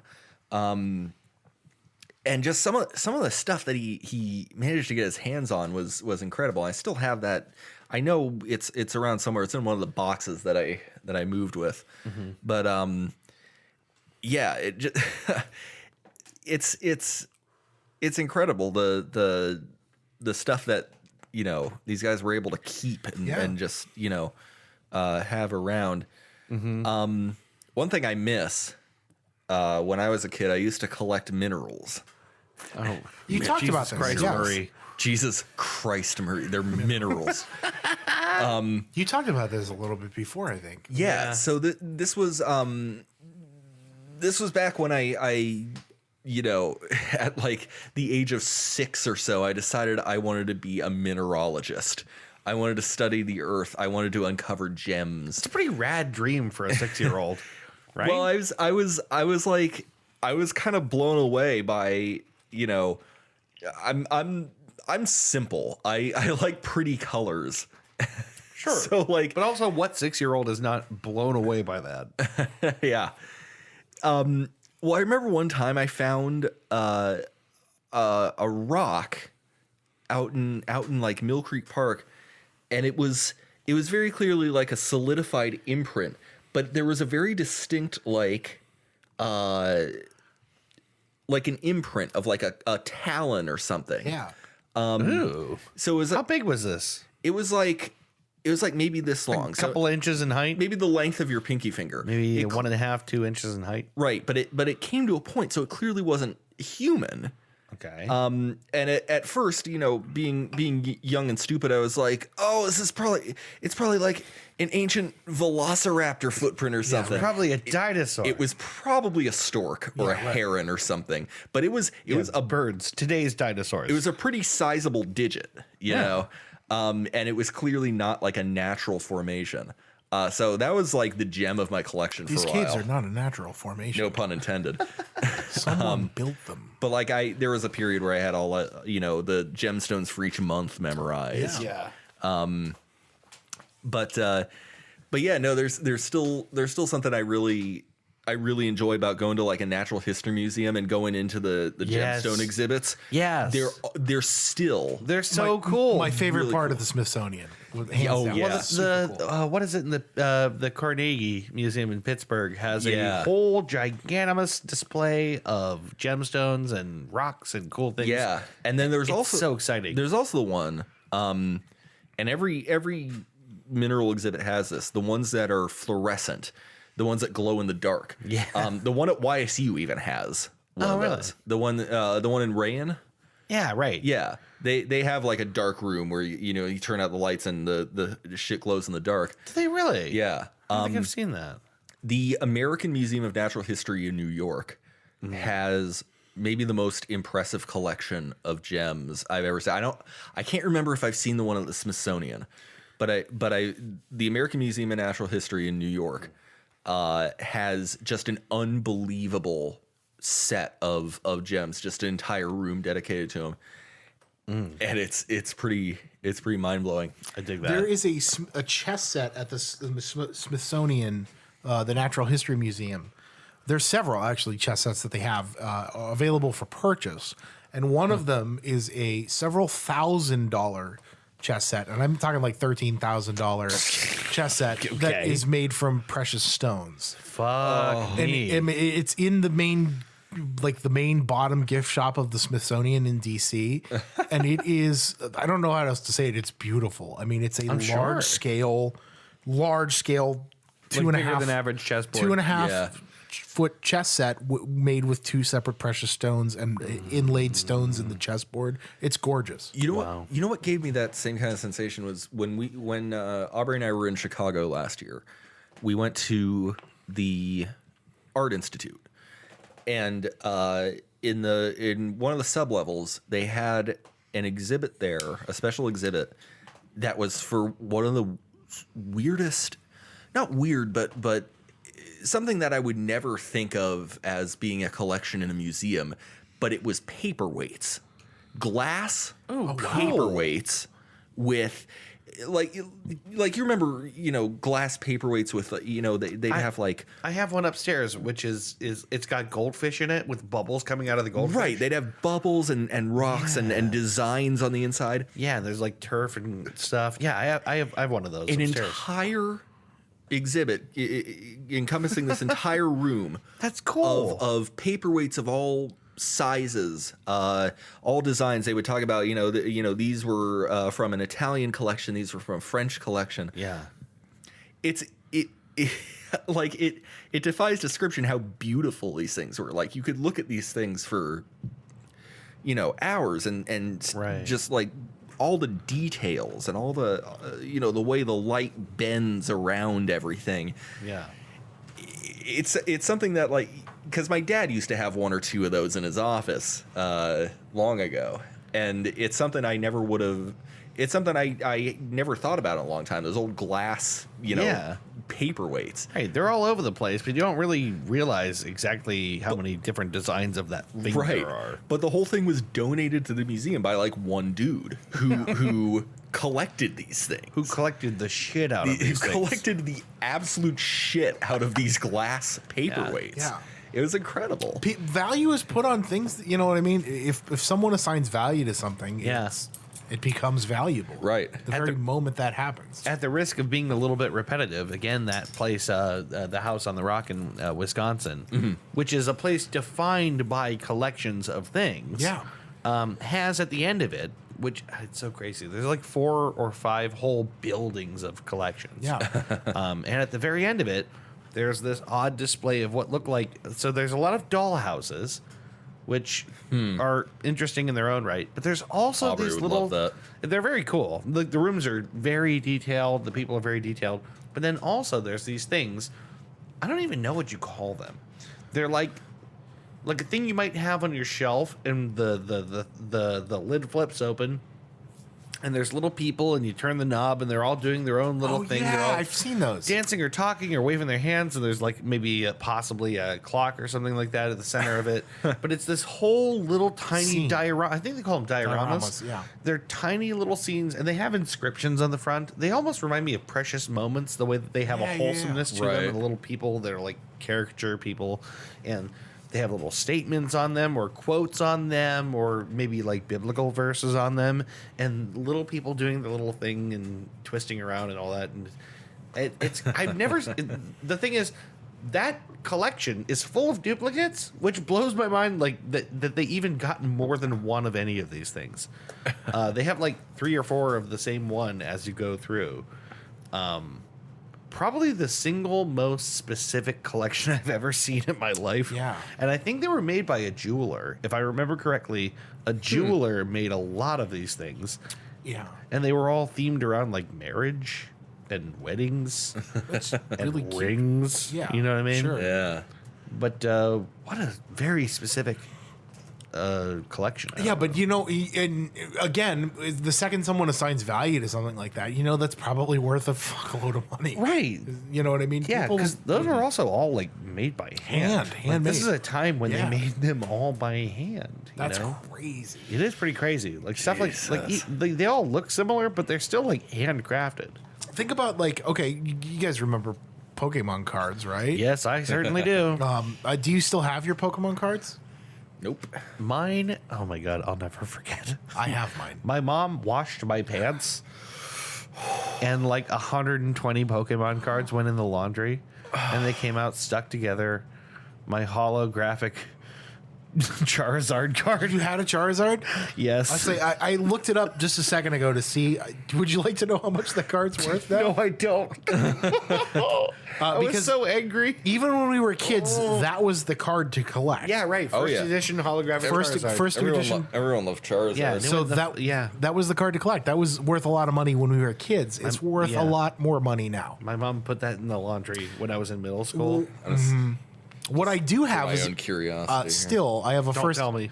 Don't tell me. Ben. I have a first edition holographic Blastoise now. Oh, still, really? That's cool. which I guess is not as rare, but still pretty rare. Yeah. And that is worth money. And I just realized that right now, as I was flipping through. Don't tell there. me what these things are worth. I can't. Dude, stomach it. I still have tons of cards. I have lots of Japanese cards, but I have a very specific edition of Zapdos in Germany that came out in Germany. That was like a super specific card that was released for the German market. Yeah. Oh, the one with the swastika on its chest. Yeah, the Goebbels Zapdos. Zap Zwei. No, Morty. I miss those very early Pokemon cards and their designs. They and were some of those are worth some fucking money. I have to dig through and see what my cards are worth now because I still have them. Yeah, because half of those too were some of the half of those were just like the original watercolor illustrations that would show up in like the strategy guides and all those. Right. Yeah, those were neat. That was a huge part of art, like an enormous part of. At least there was a my goddamn childhood. black market for these. Oh, there things. was. Yeah, I Like, know. Just Pokemon itself, the video games Huge. are built around fueling this fucking addiction. Yeah. Huge. Yeah, well, and like much the same way that I think kids collected baseball and football cards, Right. back in the 60s and 70s. Like Sure. there's and even then, the market for those is still huge. I had fucking Arena Football League trading cards back in the 90s. God, what were they, like the LA Galaxy Yeah, that sounds right. Yeah. I just that's soccer. The Galaxy, that's soccer. No, but I distinctly remember like 90s arena football. I had some trading cards for, and like I didn't get the difference between that and the NFL. Some of that shit is worth serious money. I remember in middle school there was one dude that basically was like the rich kid that had all the Pokemon cards, and he established a market just around himself for buying and selling. Smart. And because it was middle school, people's conception of value was fucked up because they're Right. kids. So the dude got away with like highway robbery when it was like, oh, you want this? Oh, that'll be 15 of your cards of this value. And people would be like, yeah, all That right. kid's name, Jordan Belfort. That kid's name. Oh shit, Jeff what's his name? Bezos. I'm trying to think of Bernie Madoff. Madoff. Yeah. No, seriously, some of that stuff is still. I remember my dad when I was 6 years old, when I first started collecting them, 6 or 7. Yeah. I remember him telling me because he had baseball cards when he was a kid from the 50s, right? And he's like, I remember he's like, he specifically went out and bought like the protective binders, the books and the plastic cases and everything. He's Take like, care of 'em. I will buy these for you, but you need to take care of them. Right. Because one day these are probably going to be worth money. And he's right. He was right. He was right. Cause he's like, Literally on like Pawn Stars or whatever the hell it is. Like people brought one of those hollow Charizards in and like blew their fucking minds open with it. they're worth a lot of money, dude. They're fucking I'm not convinced serious. mine was one of those. One of the first editions. not It would convinced say it was. first. There's a first edition stamp on them. right. They're shadowless too. The future reprints of those Charizard had a shadow behind him. The original ones have no shadow. Oh, really? Yeah, that's how you could God, tell. I'm so glad I don't know which one I had. Yeah, you could tell. But yeah, that's shit. And that's the thing. I remember like. I hear so many of these stories from people, from older folks. One of the guys I work with used to collect baseball cards when he was a kid. and his mom sold them at a garage sale, the whole lot of them for $100, and was like, he said like in the 80s, he was like really proud, like I got $100 for this, and he was like, Mom, you have no idea what you've just done, you know, because some of that stuff was he probably got away scot-free with a couple $1,000s worth of shit. Right. And a lot of those are like, if you go to hardcore card dealers, a lot of those guys will be like, As opposed to softcore card dealers. yeah, right. A lot of those guys will be like, all right, this entire stack isn't worth anything, but this, and this, I'll give you $100 for this. I'll give you $500 for this. You know what I mean? Yeah, There's right. very specific things that they're looking for. And that's the one thing that I'm getting used to with the market is like what people assign the value to. But Pokemon cards are like, that was such a huge part of everybody's childhood that, you know, and for some reason we were able to get, I remember going to flea markets when I was a kid and there were vendors there that were selling The thing cards. is, at the time, no one knew. It's kind of like Beanie Babies, where like there was a huge boom for those, but at the time, nobody really knew what they were actually going to be worth. They just knew that a was something you collectible collect. thing existed. Yeah. So the thing is, with Pokemon cards, it was like a similar market, right? Like a new thing, people were collecting, no idea what it might be worth in the future. But for now, it's, you know, like a reasonably, it's a system of rarity. Did either of you guys actually play the Pokemon card Yes, game? I did. Yeah. Okay, because that's the thing too. Like, because some of those, It's a lot like Magic the Gathering. I Quite a collected bit like that. It was before I weirdly a lot played. like Magic the I Gathering, collected yeah. before I played, but I played. yeah, I got to play once or twice, but I get the feeling like a lot of those cards too were just based on their sheer power, and their value derived from their use in combat. I think Magic works the same way, where like the really powerful cards are worth a lot. Incidentally, the original print Black Lotus card, The Black Lotus. Which is banned, incidentally. which is banned from tournament play. Yeah.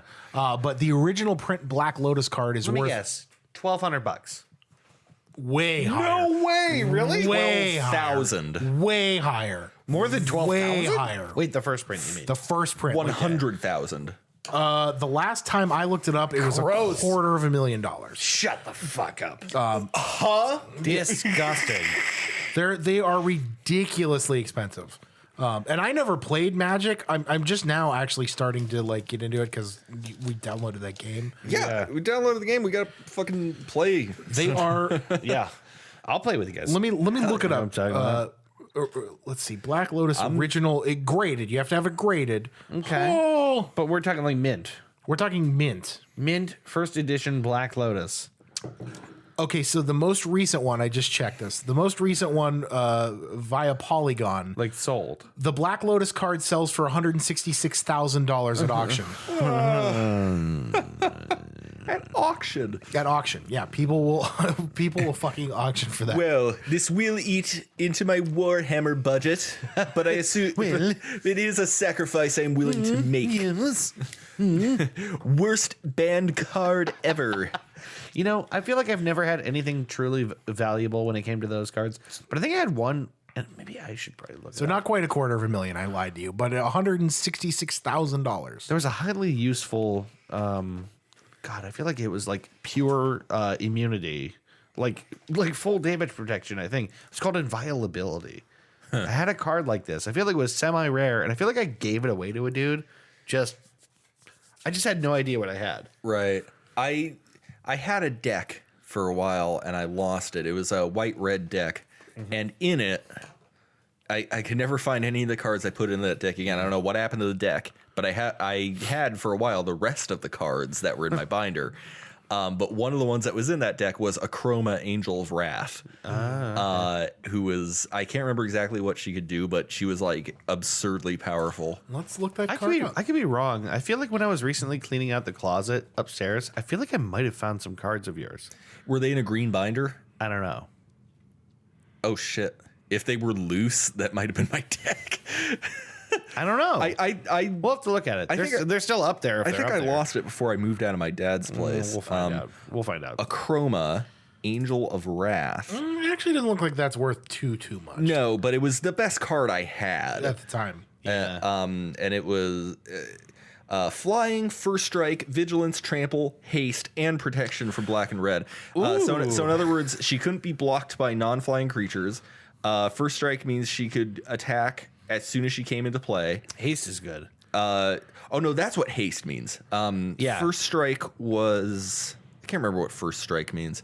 Haste means you can attack and not be tapped, right? Or no, that's trample. That's No, that's not trample either. no, that's vigilance. vigilance. Trample is any damage any goes leftover through. damage carries Yeah. through the blocker and hits the summoner. And then haste is attack when you're summoned. Haste is attack when you're summoned. I think first strike is that that creature is automatically first to be blocked in the defender's chosen block order. I don't know, because the stupid fucking unicorn whatever bullshit doesn't seem to have that. Right. But that's the Legendary creature 6/6 costs 5 and then 3 white mana to summon. So I love Magic the Gathering. yeah, man. Remember just the smell of opening that pack and just the smell of those new cards. Oh, When I was in middle school, I drew my own battle map.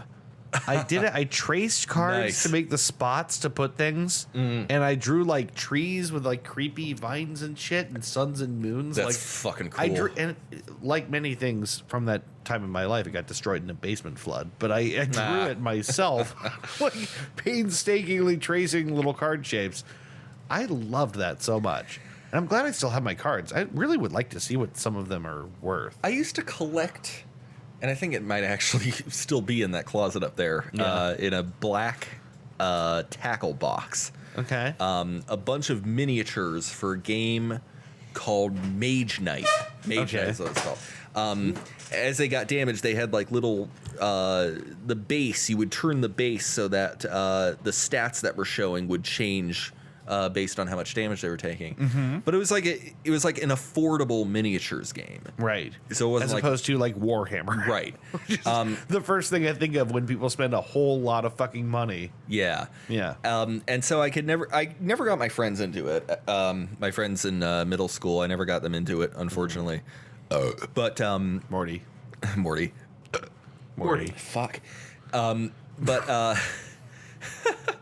But what I had done was went to the dollar store and bought some of those like ceramic little houses that like old ladies have in cabinets, and I would use those for like to set up villages, and then I cut some styrofoam pieces and like painted them brown and with green on top to simulate like raised elevated areas. That's cool. And some little dollar store, like how some army men sets or like plastic dinosaur sets will come with like trees, and so I'd put those trees around and I just stage my own fucking battles because my friends didn't play it. And I had 2 really big pieces. They were they would take up like much more space, and one was a skeletal polar dragon. And you'd have to like the wings came separate. You'd have to like attach the wings and like stick them into the sockets. And then the other was a chariot. And not only did the chariot have its own stats, like each beast pulling the chariot had its own stats. You could take a figurine and stick it into the chariot, like it would just click in. Okay. Like the base would just click in there. So, you could have whatever standard size miniature you want, piloting the fucking thing. I think that. It seemed like a really cool game. I just never got to play it with anyone. See, that's the thing. That's kind of like what Pokemon was like for me, and also Magic the Gathering is like it's cool to collect stuff, Yeah. but like ultimately they're games. Right. Yeah. You gotta. If other people around you aren't crazy into it like you are, it just kind of feels like a missed opportunity, right? Yeah, which is unfortunate. And the older I get, the less thrilled I am with like the comic shop crowd. Right. I know what you mean. Yeah. I wouldn't go there for like a social event and just sit down and play Magic with some rando at the comic shop. I feel like I would under the right circumstances, but I yeah. feel like the energy isn't in it anymore. No, and it would have to be with the right person too. There is a place in Akron, which I'm forgetting the name of, Where which is the really naked ladies dance. No, there's a place very near where I work, which is like a board game shop, and they're open twice a week for like like Tournaments. round table tournament type stuff. All American Cards and Comics, incidentally, in Boardman will. Are they in Boardman right now? Yeah, they're in Boardman. They're on 224. Yeah, Whereabouts? Right by the McDonald's there on the corner of Market and 224. Are they really? Yeah, they're yeah, right there. it's a very small space, very small. Yeah. very small parking lot. They also I don't know if you remember when they were in Austin Town. I do. Yeah. That spot right by the here sign. Yes. Oh, on yeah, Mahoning yeah. Avenue. Oh, that's moved where over. they were. Yeah. Also, by the, I'm sad because Boardman Sports Cards is closed, and that was where I was going to go when I started collecting. But there's no sports card shop anywhere nearby. Right. Incidentally, I found one of the cards that I have on eBay right now. But this guy's got obviously a different jersey piece. But this is a game used 1 of 99 jersey. Oh, nice. This is numbers. Yeah. Pretty, So pretty this dude's good. selling this one for $10 right now. I got that on a $15 pack. Not bad, dude. Yeah, so 1 of recoup that 99, cost. Ryan Donato's rookie season a couple years ago. And I have that. I was super excited. Actually, that was not one of the ones I pulled. That was one of the ones that a buddy of mine I work with pulled from a similar pack and gave it to me because he knows I like the Bruins. Yeah. So, yeah, that's $10 out of a pack that was worth $15. So let me throw this to you. Mm-hmm. We are right about time to call this segment, but do you have Sure. anything else on collecting that's calling out to you? Stuff that you haven't gotten to talk about that was on your mind when you started this idea? nothing major. I'll say that I know my aunt and my mother used to collect Barbies. Oh, really? But they had Barbie collections from the from the 50s and 60s. Okay. And they are still in a box. They're opened. Yeah. But they're still in a box at my grandmother's house. So I know I have Barbies there that are packaged, and they're packaged. They're like in a like in their box? not in their box, but they're in a like Sure. a oxygen, like they seal the bag and they're in a crate in the Okay. basement. So I know that there's a market for those, and I know those are worth something. And at some point, we're gonna have to dig through and check them one day. But those are worth something. I collect a lot of albums too. I collect records, which aren't. Some of the stuff I have is worth serious money. Most of it's not. Records are really tricky when you're collecting. Yeah, right. I do have not all. I have every Beatles album or almost every major release Beatles album. Basically, every Beatles album is Major kind of release. worthless, isn't it? Well, unless you have original prints, and I have 2 original prints. I have with the Beatles. Why Prince? I thought we were talking about Beatles. No, but the thing is, because they're so popular, Yeah. most of these are not worth what you might think they were. No, but the original prints where they didn't print the picture on the cardboard box, where they put a sticker on them, some of those are worth some money. So I have an original print of With the Beatles in pretty decent shape. If you get one, really? If you get one in really good With shape, the Beatles? yeah, That's up top. yeah, right. So Holy hell. that's worth, I think, in if it's been played, which obviously this one has, it's like $50 or $60. Okay. I have a Talking Heads album that I bought from Geo. That was a limited release. They only made 1,000 of them. It's the one that has "Burning Down the House" on it. Watch out! You might get what you're after. Go, baby. Yeah. So I have that. It's in a plastic case and it's clear plastic vinyl. That's cool. So that one is worth a decent amount of money. I paid, I think, $50 from Geo for that, only because I checked it on Discogs first. The right person will buy that for like $200. You know, I still have a fuck ton of records here that don't belong to me, and I think it might be yours. Oh, okay. Oh, was there a pile of records that was right there?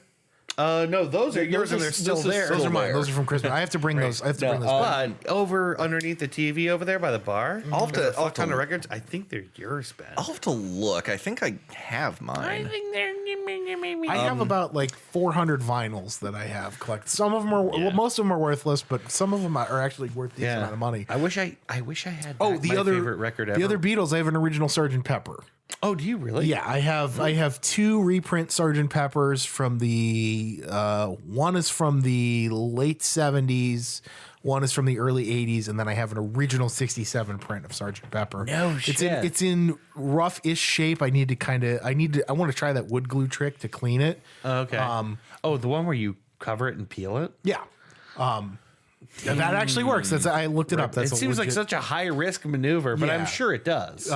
What But was I had the original case. So. what was the one you were saying? It was like one of your favorites. Oh, that you wanted to- it's a worthless record probably, but I gave it away in a white elephant exchange years ago, and it was Pope John Paul II Sings.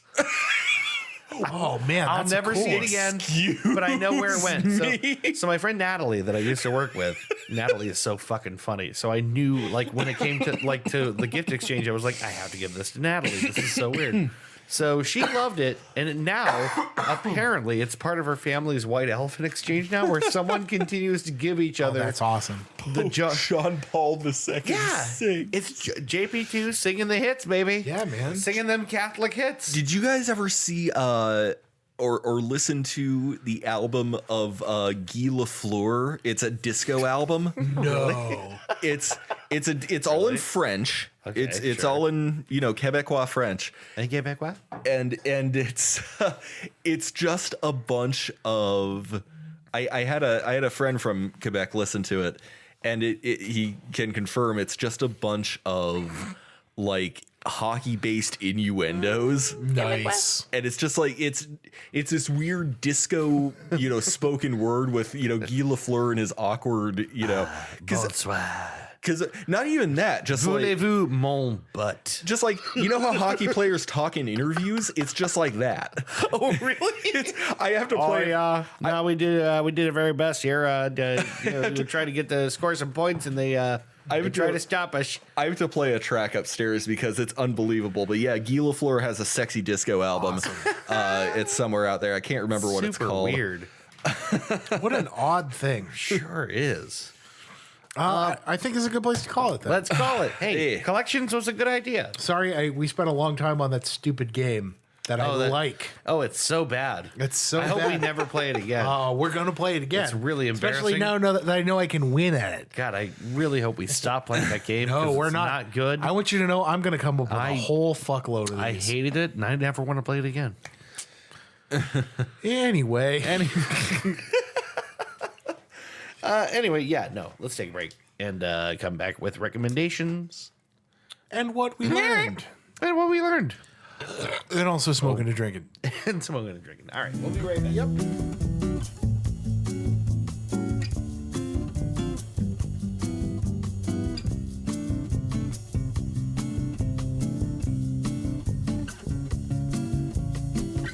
Oh hell! Done introducing him. I done introduced him enough. He fits right in. He's the man for his time and place. We see them tumbling down. Tumbleweed. I like your style, dude. Yeah, I dig your style too, man. You got the whole cowboy thing going. 2 oat sodas, Gary. You got a good sarsaparilla. Sioux City? Yeah, that's a good one. That's a good one. That is a good one. It is a good one, actually. is. That's a real sarsaparilla. great You're right. sarsaparilla. Sioux City Speaking of someone who's only had one sarsaparilla in their lives, Sioux City sarsaparilla pretty is good. the shit. Yeah. Pretty good. So, Hey, welcome back. Yeah, we're back. Everybody. Morning. Welcome Morning. back to the end of the show. This is the part of the show where we talk about the end. Dave! Yes. What's the end?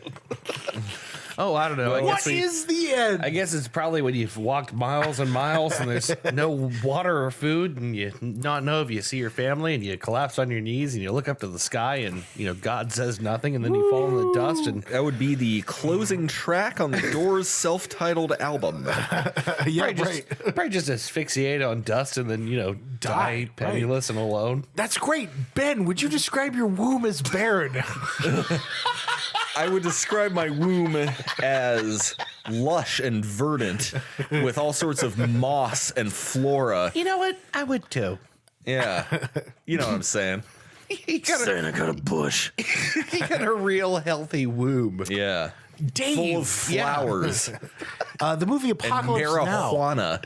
The movie Apocalypse Now won the Palme d'Or and is widely considered one of the greatest films ever made. Knowing this information, do you think we should be performing drone strikes in Palestine? Donde está la biblioteca? Oh, Right. excellent. I think I did great. Yeah, Ben, what's your stance on abortion? it fucking rules. Awesome. So, The brand new Subway Italian More- sausage sandwich. More food for everyone. Just cold placenta sandwiches the next morning. yummy. Oh yeah. Gentlemen, have we learned... Wait, back. we're not there yet. Hold on. Go back. Gentlemen, have we any recommendations? Do you know what you're doing? No, You've been I doing don't. this show for 3 years. I know. I Christopher. have no idea what I'm doing. Christopher, 3 years. I only just now got a game that's any good. I used to tell jokes that weren't mine. That's Ben's got stupid. one. Ben's got to go one. A good what? Yeah, Ben's got to go one, right? A good What? recommendation? Yeah, doesn't he? Yes. See, I was hoping that you wouldn't, so he would ping pong. Oh it back yeah, to I me. was gonna go with Ben anyway. Okay. So Ben, Yeah. do you have a recommendation? Damn it. Dave, do you have a recommendation? I do. Let's hear it. I do. It's our favorite fucking fat bastard on YouTube. Oh, fat bastard Our from good the old Mike boy. Myers movie Austin Powers. Our The good old, spy who shaggeth me. our good old boy from How to Barbecue Right, Malcolm Reed. Malcolm Reed. Let's get down to let's get to cooking. This is my Isn't favorite that, guy. isn't that the he's from Game of Thrones?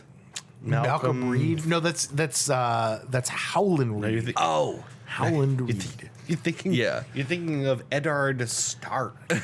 You're thinking of Daenerys Targaryen You're thinking of House Yeah. Stark. So Malcolm Reed. Malcolm Reed, How to Barbecue Right. I love this am guy so Malcolm much. Reed. I like how he always introduces his videos like that. Welcome to How to Barbecue Right. I am Malcolm Reed. Yes. Before you came over, I was telling Dave he sounds like Will Sasso doing Kenny Rogers. Yeah, he does. Which is super accurate. I just to catch the bat with my teeth trick. I'm Kenny Rogers and welcome to Jackass. Yeah, so this dude, whose channel is called How to Barbecue Right, Yeah. is the fucking best Super pitmaster good. on YouTube. I love him, dude. He's Without the a best. doubt, the best on YouTube. I mean, I haven't seen anyone better. Maybe there is someone better. This is the best I've he's ever my seen. favorite. Yeah, he's great. I don't know where he lives. I assume he's in South Carolina. I don't know that for sure. Yeah. The dude, like, I actually think he's in Mississippi. Dude. I actually Mississippi? think he's in Mississippi. That I don't looks think he's way that, I don't think he's that far west. That looks way too nice to be Mississippi. No, I'm pretty sure he's in. I think We'll I have to look him up. distinctly remember him saying something about like Mississippi I is throw a just- little Mississippi in. I know that he once referred to things coming to him from Florida as sent up to him. Yeah. Which suggests to me at least those sort of like East Okay. Coast. But I don't know. The dude makes some incredible barbecue and he's really transparent about it. And the thing I think I like the most about his channel is sure, this dude is there to hawk his fucking rib rub, which is like, you know, just like this beautiful dust of all kinds of amazing. you Yeah, know, I'm gonna whatever. buy his hot barbecue rub. So will I. Yeah. But also, that dude, he's super explicit about, Oh, like, please go on. you know, whatever you like, put on your ribs. You don't have to use whatever he's Yeah, right. got there. It's just, you know, this is the process. So you want to put down some rub. You want to, you know, put the ribs on indirect heat. You want to let them smoke. You want to take them off. You want to put on some more, you know, dust and sauce and fold them up and all this stuff. There's like several steps to what makes what I think are all of his competition ribs. Yeah. And, you know, And just meats in general. it meats in general. He makes it really explicit, like, hey, this is I have a company. This is what we use when we do competition, but you can Yes. use whatever you like. Which I really like about him. Yeah, you get the impression that he was like when he started doing this, like, I don't want to fucking chill out to people. Right. I like doing this, and you know. I get the impression that someone told him he needed to get on YouTube to sell stuff, and he went, okay, fine. But I'm not going to be an asshole about it either. Right. Right. Like, I'm not going to make people think they can't make good ribs unless they have my shit. Right. And so you get that whole sense of, like, here's how barbecue works. Here's what I sell. Here's the steps that work for basically everybody. Yeah. It's really Yeah. good to watch. it's making me super fucking hungry just Oh, thinking yeah. about it. Oh yeah. Same. And starting on, I think this weekend, I'm gonna start smoking meats. Gonna smoke these meats. Smoke meats. There are certainly way worse places to start than his channel. He's Yeah. very descriptive of is exactly what his process Like is. how to basic is a pretty bad place to start. Yes. I love the idea of having a fucking spray bottle full of apple cider, or, yeah. apple cider. Yeah, Ooh. Yeah. just like spraying the ribs down with, or not apple, Apple just cider apple vinegar. juice. Apple juice, right. Yeah, just apple juice. I love the idea of spraying meat down with yeah. fucking fruit juice. Keep it damp, yeah. Yeah. Him and his wife also have a podcast, like a How to Barbecue Right podcast. I think a lot of those are also on YouTube. Yeah, Yeah. they videotape it too. Yeah. They also have an app. I didn't realize this, but he's got an app where you can watch all those videos and look at his recipes and buy his stuff. And, Oh, really? Yeah. I want this guy to have my money. The thing, yeah, I do too. I agree. I want to buy. I wanna buy that specifically, shit. I want his hot barbecue rub. I want his vinegar sauce. His vinegar sauce is supposed to be really Yeah. good. Yeah, from all the stuff like in the comments that I've seen. Yeah. This dude, if you look at the back of his house, like Oh, it's which is He's- the it's the focal shot of every video he does. he's now. just in his backyard on his patio, basically, with like the 18 grills that he owns. Right. It's like, all these grills. It's his beautiful countertop. It's the fucking giant butcher block, and it's the lake on the there's horizon. a marble countertop outside of his house. Yes, he does. So he made all his money from barbecue. Yeah. Like, I've looked at these videos and been like, how good do you have to be yeah. at cooking meats to where you get to live on this fucking lake? Yeah. And you don't know what his house looks like, but you can see the house behind his house. Right. So you can get an idea of what his house What his looks like. neighborhood is. Yeah. Yeah. And you know it's like some fucking 8-bedroom, 2-story fucking palatial ass like Yeah. home in the middle of probably the North or South Carolinian like suburbs, you know. Mm-hmm. I still use his sweet and sour sauce recipe, and it's the best sweet and sour sauce ever. It's so easy, and it's so stupid, and it's so American, and it tastes so fucking good. Okay. It's I'm actually really curious what that is. Remember when we did I brought the drumsticks over and we did sweet Yeah. and sour drumsticks? That's his. I just did that in the oven instead of on the smoker. What was it anyway? Do you, like, what are the 4 ingredients you can remember? Ketchup. Yeah. Ketchup. Seriously. And then ketchup. A little bit of soy sauce, rice wine vinegar, Sounds right. and pineapple juice. Chili sauce in there? I think he even said something like you can add what you want to it, but this is how I do it. No, Gotcha. it's just like rice wine vinegar, ketchup, pineapple juice, salt, pepper, soy sauce. Oh, wait a minute. I think I know what you're talking about. Yeah. I think I remember seeing that one. Super easy. Oh, my God. Still tastes great. You just cook it until it all turns into a sauce. That's my recommendation. Check out How to Barbecue Right with Malcolm. I am Malcolm Reed. Malcolm Reed. Today we're going to be making. Today we're going to make. Yeah. Today we're going to be making some Malcolm beautiful Reed barbecue said so. burn-ins. We're going to get them on there. We're going to take this bacon, we're going to shove it in my fat mouth, and we're going to roll it all over the place. Yeah, let's get you cooking. I'm going to show you how to jam 8. Show you how to jam 8 chicken thighs into my face at one time. Then just roll them around. Get them in there. These sure are some chicken thighs in my fat mouth. What's good to cooking? Yeah, he's just a fat fuck. Fat. Which is his singular best attribute? Yeah. As a YouTube dude. Just Never trust a skinny chef. No, just a big, especially a pit master. Yeah, and never trust a skinny yeah. pit master. No. Fuck Skinny that pit shit. master. Yeah, just a fat. Just assume as soon assume he's an executioner. Give me a big, fat, fucking 8-necked son of a bitch. Yeah, right. That's the dude I trust. Give me a big fat fucking 8-necked son of a bitch. The Dave Dragowski story. Right. That's the dude I trust with barbecue. I agree. I love that channel. I'm so happy I found it. It's one of my favorite YouTube channels. Right. Yeah. You're the one that showed this to me. Yeah, it's So this worth is basically your everybody. recommendation. I can back this up. Everybody should watch How to Barbecue Right. It's really good, and it's just fucking delicious. Who's next, Chris? Ben, Yeah, have you any recommendations? I do. This is a weird one, and it might be one that I don't know. Depending on how into sushi you are, you might have already done this. But not all that long ago, Aubrey and I were at Mizu in Boardman. We were just there last weekend. Awesome. Have you ever had eel? Oh yeah, Yeah. Have you? And eel sauce. Yeah.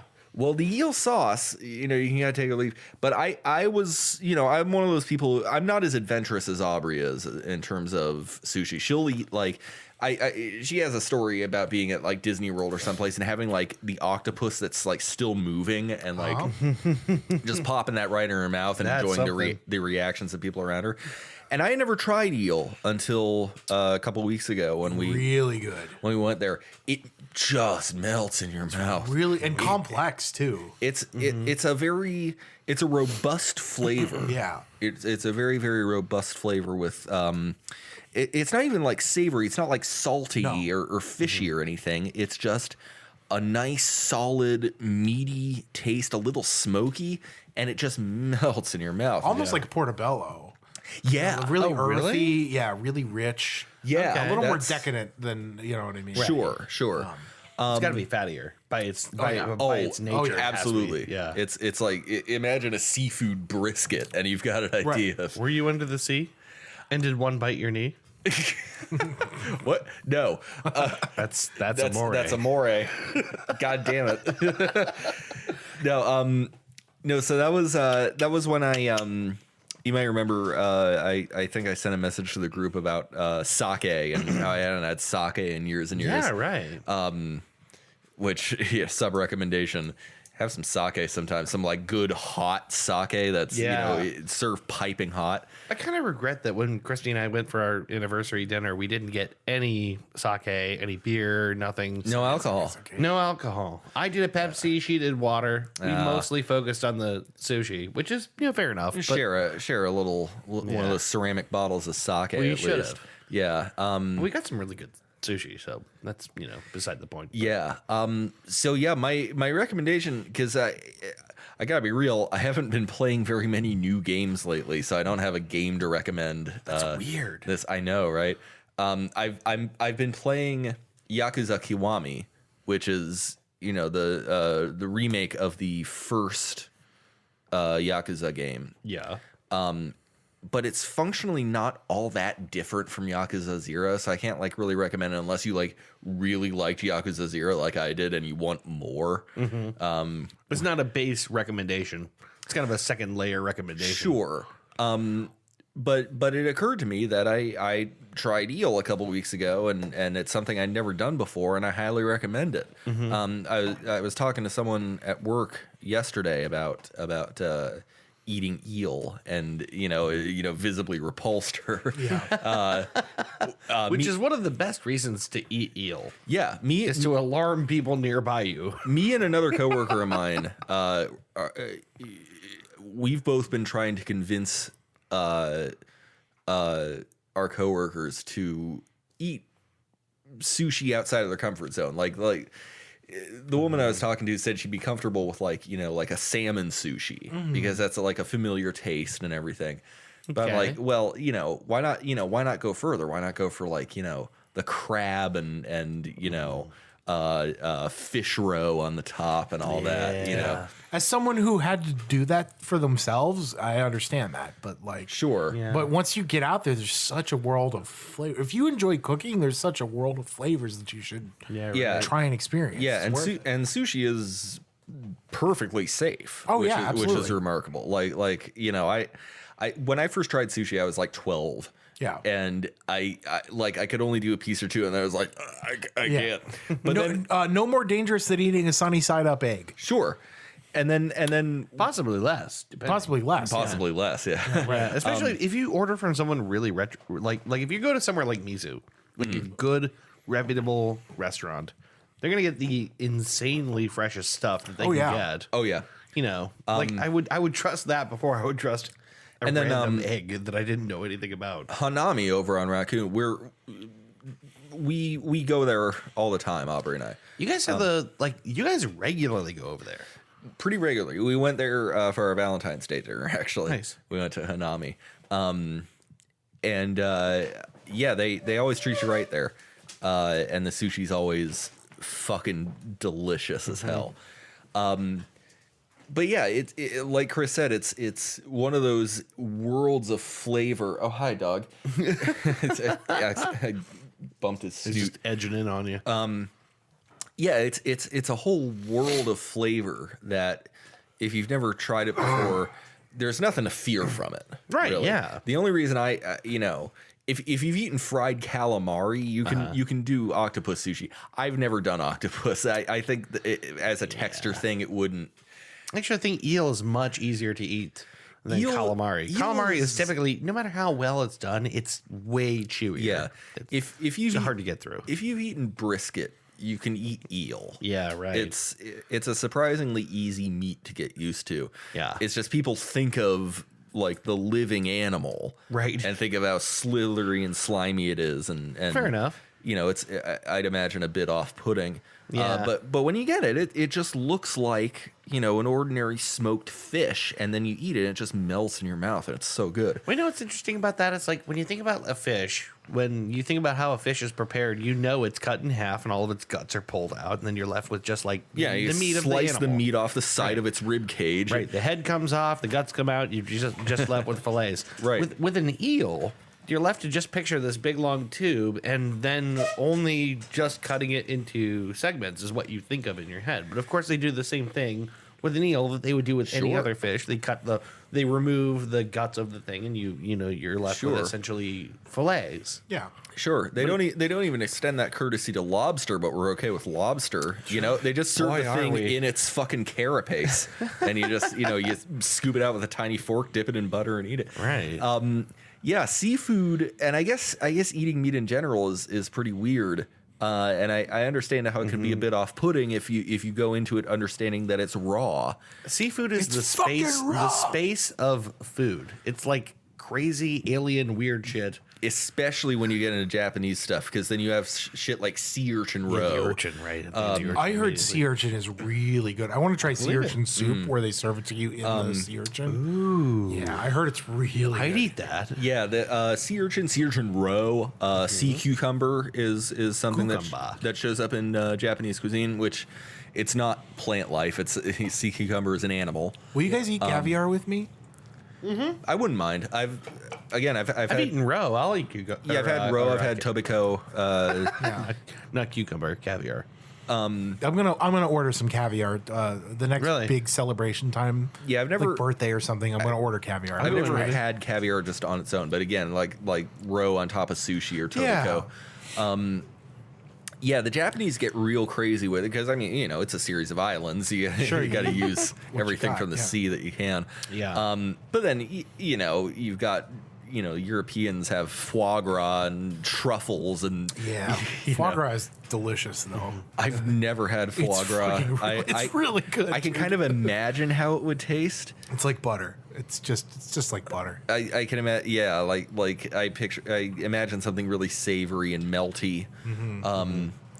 But yeah, maybe once I have foie gras, I'll recommend it. It's really good. I do plan on having it one of these days. Truffles too. Aubrey says when she went to visit her folks in Italy, her Italian side of the family, they just will routinely harvest truffles just out of the countryside, and she says they're fucking delicious. Oh, it's incredible. It's I can't imagine eating it. It's a fungus that grows in the ground. It's like at first you can't imagine eating it, right? Like it's just the concept of it. But I guess really any food stuff that you break down into its base, potatoes are just bulbous brown things that grow in the dirt. Sure. Of course that sounds unappetizing, right? So it's it's a matter of kind of expanding your perceptions of what food can be and what food is and what sounds appetizing to you. So on a small scale, try eel. On a large scale, try the weird stuff, because if there's a culture regularly eating something somewhere in the world, there's a reason for it. right. Absolutely. There's a reason they're eating it, and it's probably because it's pretty tasty. Right. Yeah. So anyway, that's Fair enough. I have two recommendations this week. They are both war movies. Those of you who know me will know that my wife and I, for the last 8 years at this point, 7 or 8 years, are I've been running from the law as we are pretending to be a pair of siblings whose parents died in Juneau, Alaska. Jesus. the two movies that I'm going to recommend are tradition. I got started off on a tangent. You totally derailed me. It's okay. War movies. Yes. My wife and I, for the last several Valentine's days since we've been dating, we've had this tradition where we will make a big fuck off steak dinner and watch war movies for Valentine's Day. What a great tradition. It is easily one of my favorite things about our relationship. That's how we choose to celebrate the day that like everybody else goes out and I love you and I love you too. Right. We watch people get fucking ripped to pieces for war movies. So the first movie that I'm going to recommend was the movie that we watched this Valentine's Day with our gigantic inch thick ribeye steaks that we made. We watched Hacksaw Ridge, which is a movie that when it came out, I was not interested at all in seeing. It looked stupid and it sounded stupid. Yeah, isn't it like some Mormon shit? So it's the story about Private Desmond Doss, who was a Seventh-day Adventist during World War II. And this is a true story, which I didn't realize at the Now, time. they're the ones that believe in Saturday, right? Correct. They believe in Saturday. as the Saturday Sabbath is a good day. So Desmond Doss, this is a true story. Desmond Doss, in real life, is the first recipient of the Congressional Medal of Honor who was a conscientious objector.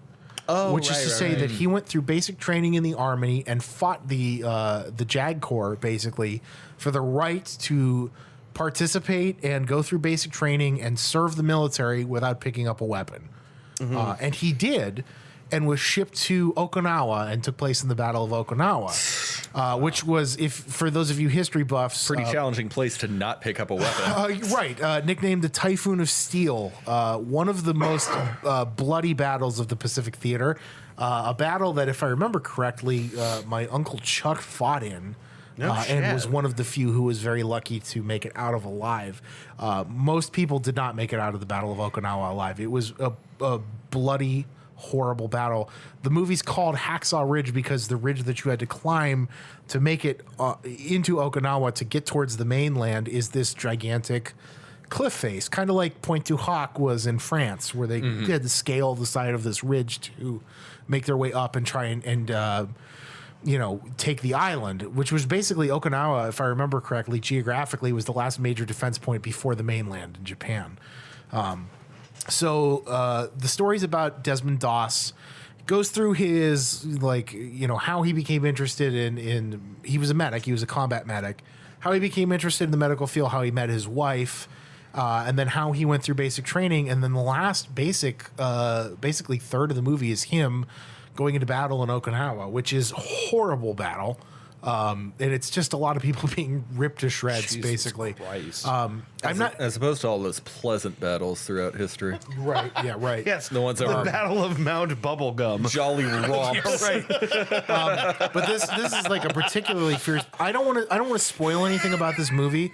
If you'd like, you can look it up. But I would suggest you just kind of watch the movie. I don't want to tell you how many people whose lives he saved during the Battle of Okinawa, but I will tell you that it is staggering. And at the end of the movie, when they actually tell you, Private Doss lived, spoiler alert, incidentally, through the Battle of Okinawa. But the amount of human life that he saved during that battle is insane. Really? It's a number that you'll look at it and go, oh my God, the people that he dragged out of that zone and then dropped over the face of the cliff with a harness to his awaiting battalion underneath is insane. And not just Americans, but Japanese soldiers as well. Like he dropped just for the sake of saving life. Yeah, just for the sake of saving human life. It is an incredible story. It's directed by Mel Gibson, who actually has a really good track record of directing great movies. Yes. There's some silly hating Jews. Hating Jews. There's really great track record of not liking Jews. There's some silly Hollywood stuff in this movie, but I think it's forgivable for the fact of the performances that are delivered. Vince Vaughn's in this movie as his sergeant. As a Japanese, no. Vince Vaughn. The performances as a Japanese are good. Anything. It's really well written. You should watch it, and maybe don't spoil it for yourself. How many people that he actually pulled out of hellfire and saved? Wow, it's really amazing and really moving. 69. Nice. The next movie that I want to recommend is another war movie that we saw yesterday, which Get it? is It's the sex number. part of the reason I'm broke because I spent money at the movie theater to go see this movie. 19 fucking 17 purely because everybody who has seen it has told me that I need to go watch it in the theater before I watch it. It's exactly one better than 1916. So where'd you see it? I saw it at Tinseltown with the good reclining seats in Boardman. It's still Fucking there. A. You Good can still. seats. Yeah. I would recommend it if you're going to go watch it. You should go see it in the theater. I don't think it will take a ton away if you watch it at home, but it will do enough for you that it is worth paying the money to go see it in a theater. Whether you see that in a full theater or a dollar theater, doesn't matter. So is Tinseltown Regal? It's not, is it? No, Cinemark. Cinemark. Okay. yeah. Right. So 1917 is the story about two soldiers in the British military who are put on an assignment to cross basically German occupied France and deliver a message to a battalion commander that they need to stop an attack. The Germans have withdrawn their line and moved back several miles. Okay. And rebuilt their line. And So it's an opportune time for. this commander thinks that it's done because they're retreating. What it is they're setting him into a trap. So these two soldiers were selected to go deliver this message to this commander, who is played by Benedict Cumberbatch and is in the movie for 2 minutes and is fucking just steals the show. Kind of much the same way that Brando steals the show in Apocalypse Now. Right. Sure. There for 5 minutes to completely own the fucking movie. Right. Benedict Cumberbatch is in the movie for 2 minutes. Matthew He fucking McConaughey in Wolf of crushes- Wall Street. Yeah, exactly. So it's about these two guys who are sent to deliver this message, and the movie is done in a lot of the style is starting to gain some traction, which I really like. It's done in the style of one continuous shot. Oh, God. Yeah. So, and one of the things I love to do during these movies is to find where they put the camera look cuts for the in. cut. Look for the cuts. So I would I probably annoyed the shit out of my if I would lean over to her and I'd go cut whenever I could tell that there was a camera cut there. And then, of course, she leans back and goes, "Shut the fuck up, and try Right. to enjoy this movie." I'll cut you. It is. There's not a. I think it did win for best cinematography at the Oscars, which is not the best determiner of what makes movies good. Stop. Get that out of your head, people. But it is very well deserving of best photography. It was. the Oscars is the best measure of how big your army is of convincing people to Sure. vote for your thing. Sure. But Complete popularity contest, beginning and end of it. But I would argue that for a visual artistic medium, best cinematography is a pretty goddamn big deal. It is a pretty big deal, and one of the ones that they typically get pretty well right. This movie is gorgeous to look at. I think I sent to you guys from the first shot of this movie to the very last shot of this movie. It is a joy to look at. It is impeccably shot. Done very, very well. And it features a day for night shot, and maybe the only day for night shot in any movie that I've ever seen that is done well and done to great effect. The only one? The only one. I fucking hate day for night shots. Are you including? Hold on a minute. Are you including Hitchcock, classic Hitchcock? Are you including some of those day for nights, like the one in I Vertigo? don't know if I am. Now- Oh, okay. There's a great day for night in I know what Vertigo you're where they. talking about, Now, when you say day for night, are you talking about like a scene that's shot in the daytime, but you slap a blue filter over Correct. it that Yeah, make it right. look like night? So Okay. there's a scene in this shooting movie. in the day made to look like it's at night. Without spoiling Gotcha. anything, there's a scene in this movie where there's they're escaping basically, right? Yeah. There's an escape sequence, and the camera has what is very clearly a 90% blue light filter over top of the lens. Yeah. But it's taking place during a moment where the sun is rising. So as this escape is happening, you see the saturation start to lighten a little bit, and then you see at certain points where they change the filter on the lens, and it slowly starts to lighten its way up to the point where it's just daybreak. But okay, so here's the real question: how do you do that in a continuous shot? How do you change the filter? So the thing that I can think of, because the way the scene is shot, you can't pick direct camera shots out of it necessarily. okay, It has to be compositing. It has to so be right. There's a camera right next to the other shot one. in sequence, and it's they're- done in composite. Sure. That's the only way that I can think of that they could have done it. I But would it is, agree. and it comes out to great effect, and it's really, really cool when it happens. I want to bring over one of these days, No, we probably don't have time tonight. I want to bring over that movie Russian Ark, which was the first movie to do Single shot. a continuous. It's a single 90-minute shot going through. It's a journey through time and the Russian identity. Yeah. All taking place in the State Hermitage Museum of St. Petersburg. I'm super interested in watching that which movie. used to be the Tsar's Winter Palace, and they explore. It can't have been the very first to do that, right? If it wasn't the very first, it was one of the first. Yeah, because that's really a more recent kind of thing. It's not. Yeah, and this was made in like the late 90s. Yeah. Yeah, but I feel like I remember hearing. Well, it doesn't matter. I'll look it up later. But I feel like I remember hearing that this technique had its genesis in like the 60s and 70s. France, I would think would be. Yeah, possibly. Yeah. But no, it's we should watch it sometime. I'm curious. I want to see that. I am super interested in watching that movie. Yeah. You should probably mention the most interesting part of the whole thing, which is where they shot it and how they got it.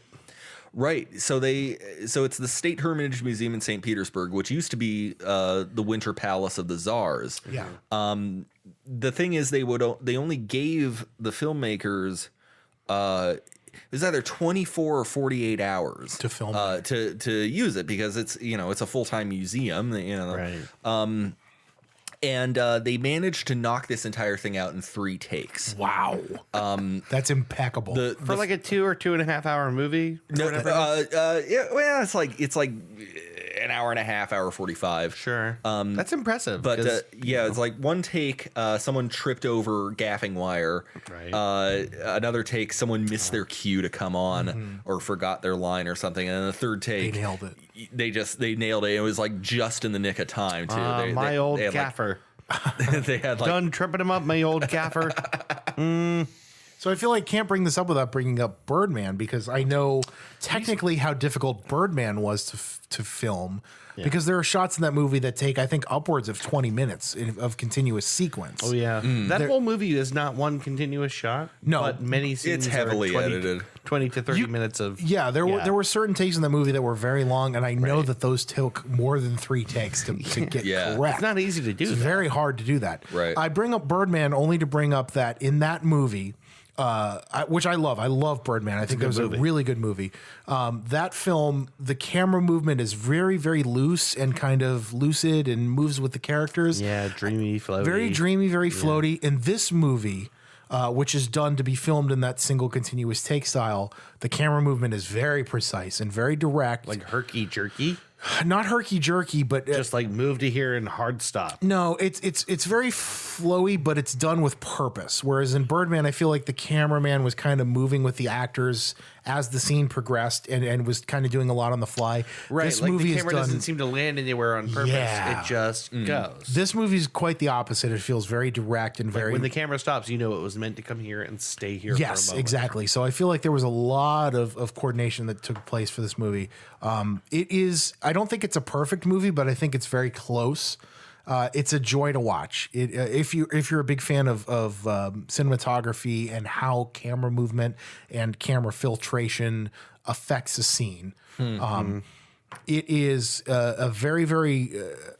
It's done almost in the style of a character study where you're following these two characters for a long period of time through trenches, through no man's land, through German occupied territory. It's very tense at times. It's it's a war movie, so it's going to be sad. It's very, very sad and very depressing at times. But I think technically speaking, from a technical standpoint, it's one of the best technically produced movies I've ever watched. It's very good.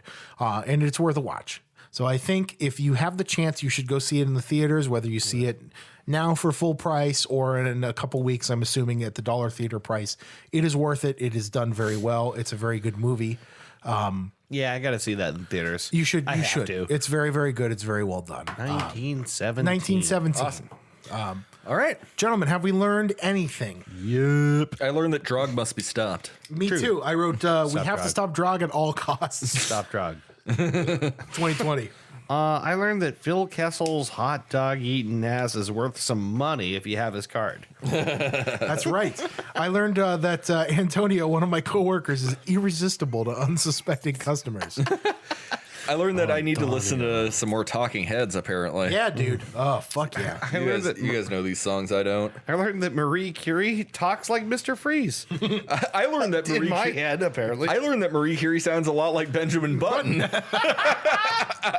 What a weird lesson to learn. Right? I wrote all German Pokemon were Nazis. Oh, yeah. All German Pokemon. Yep. Thunderbolt! Mine Pikachu.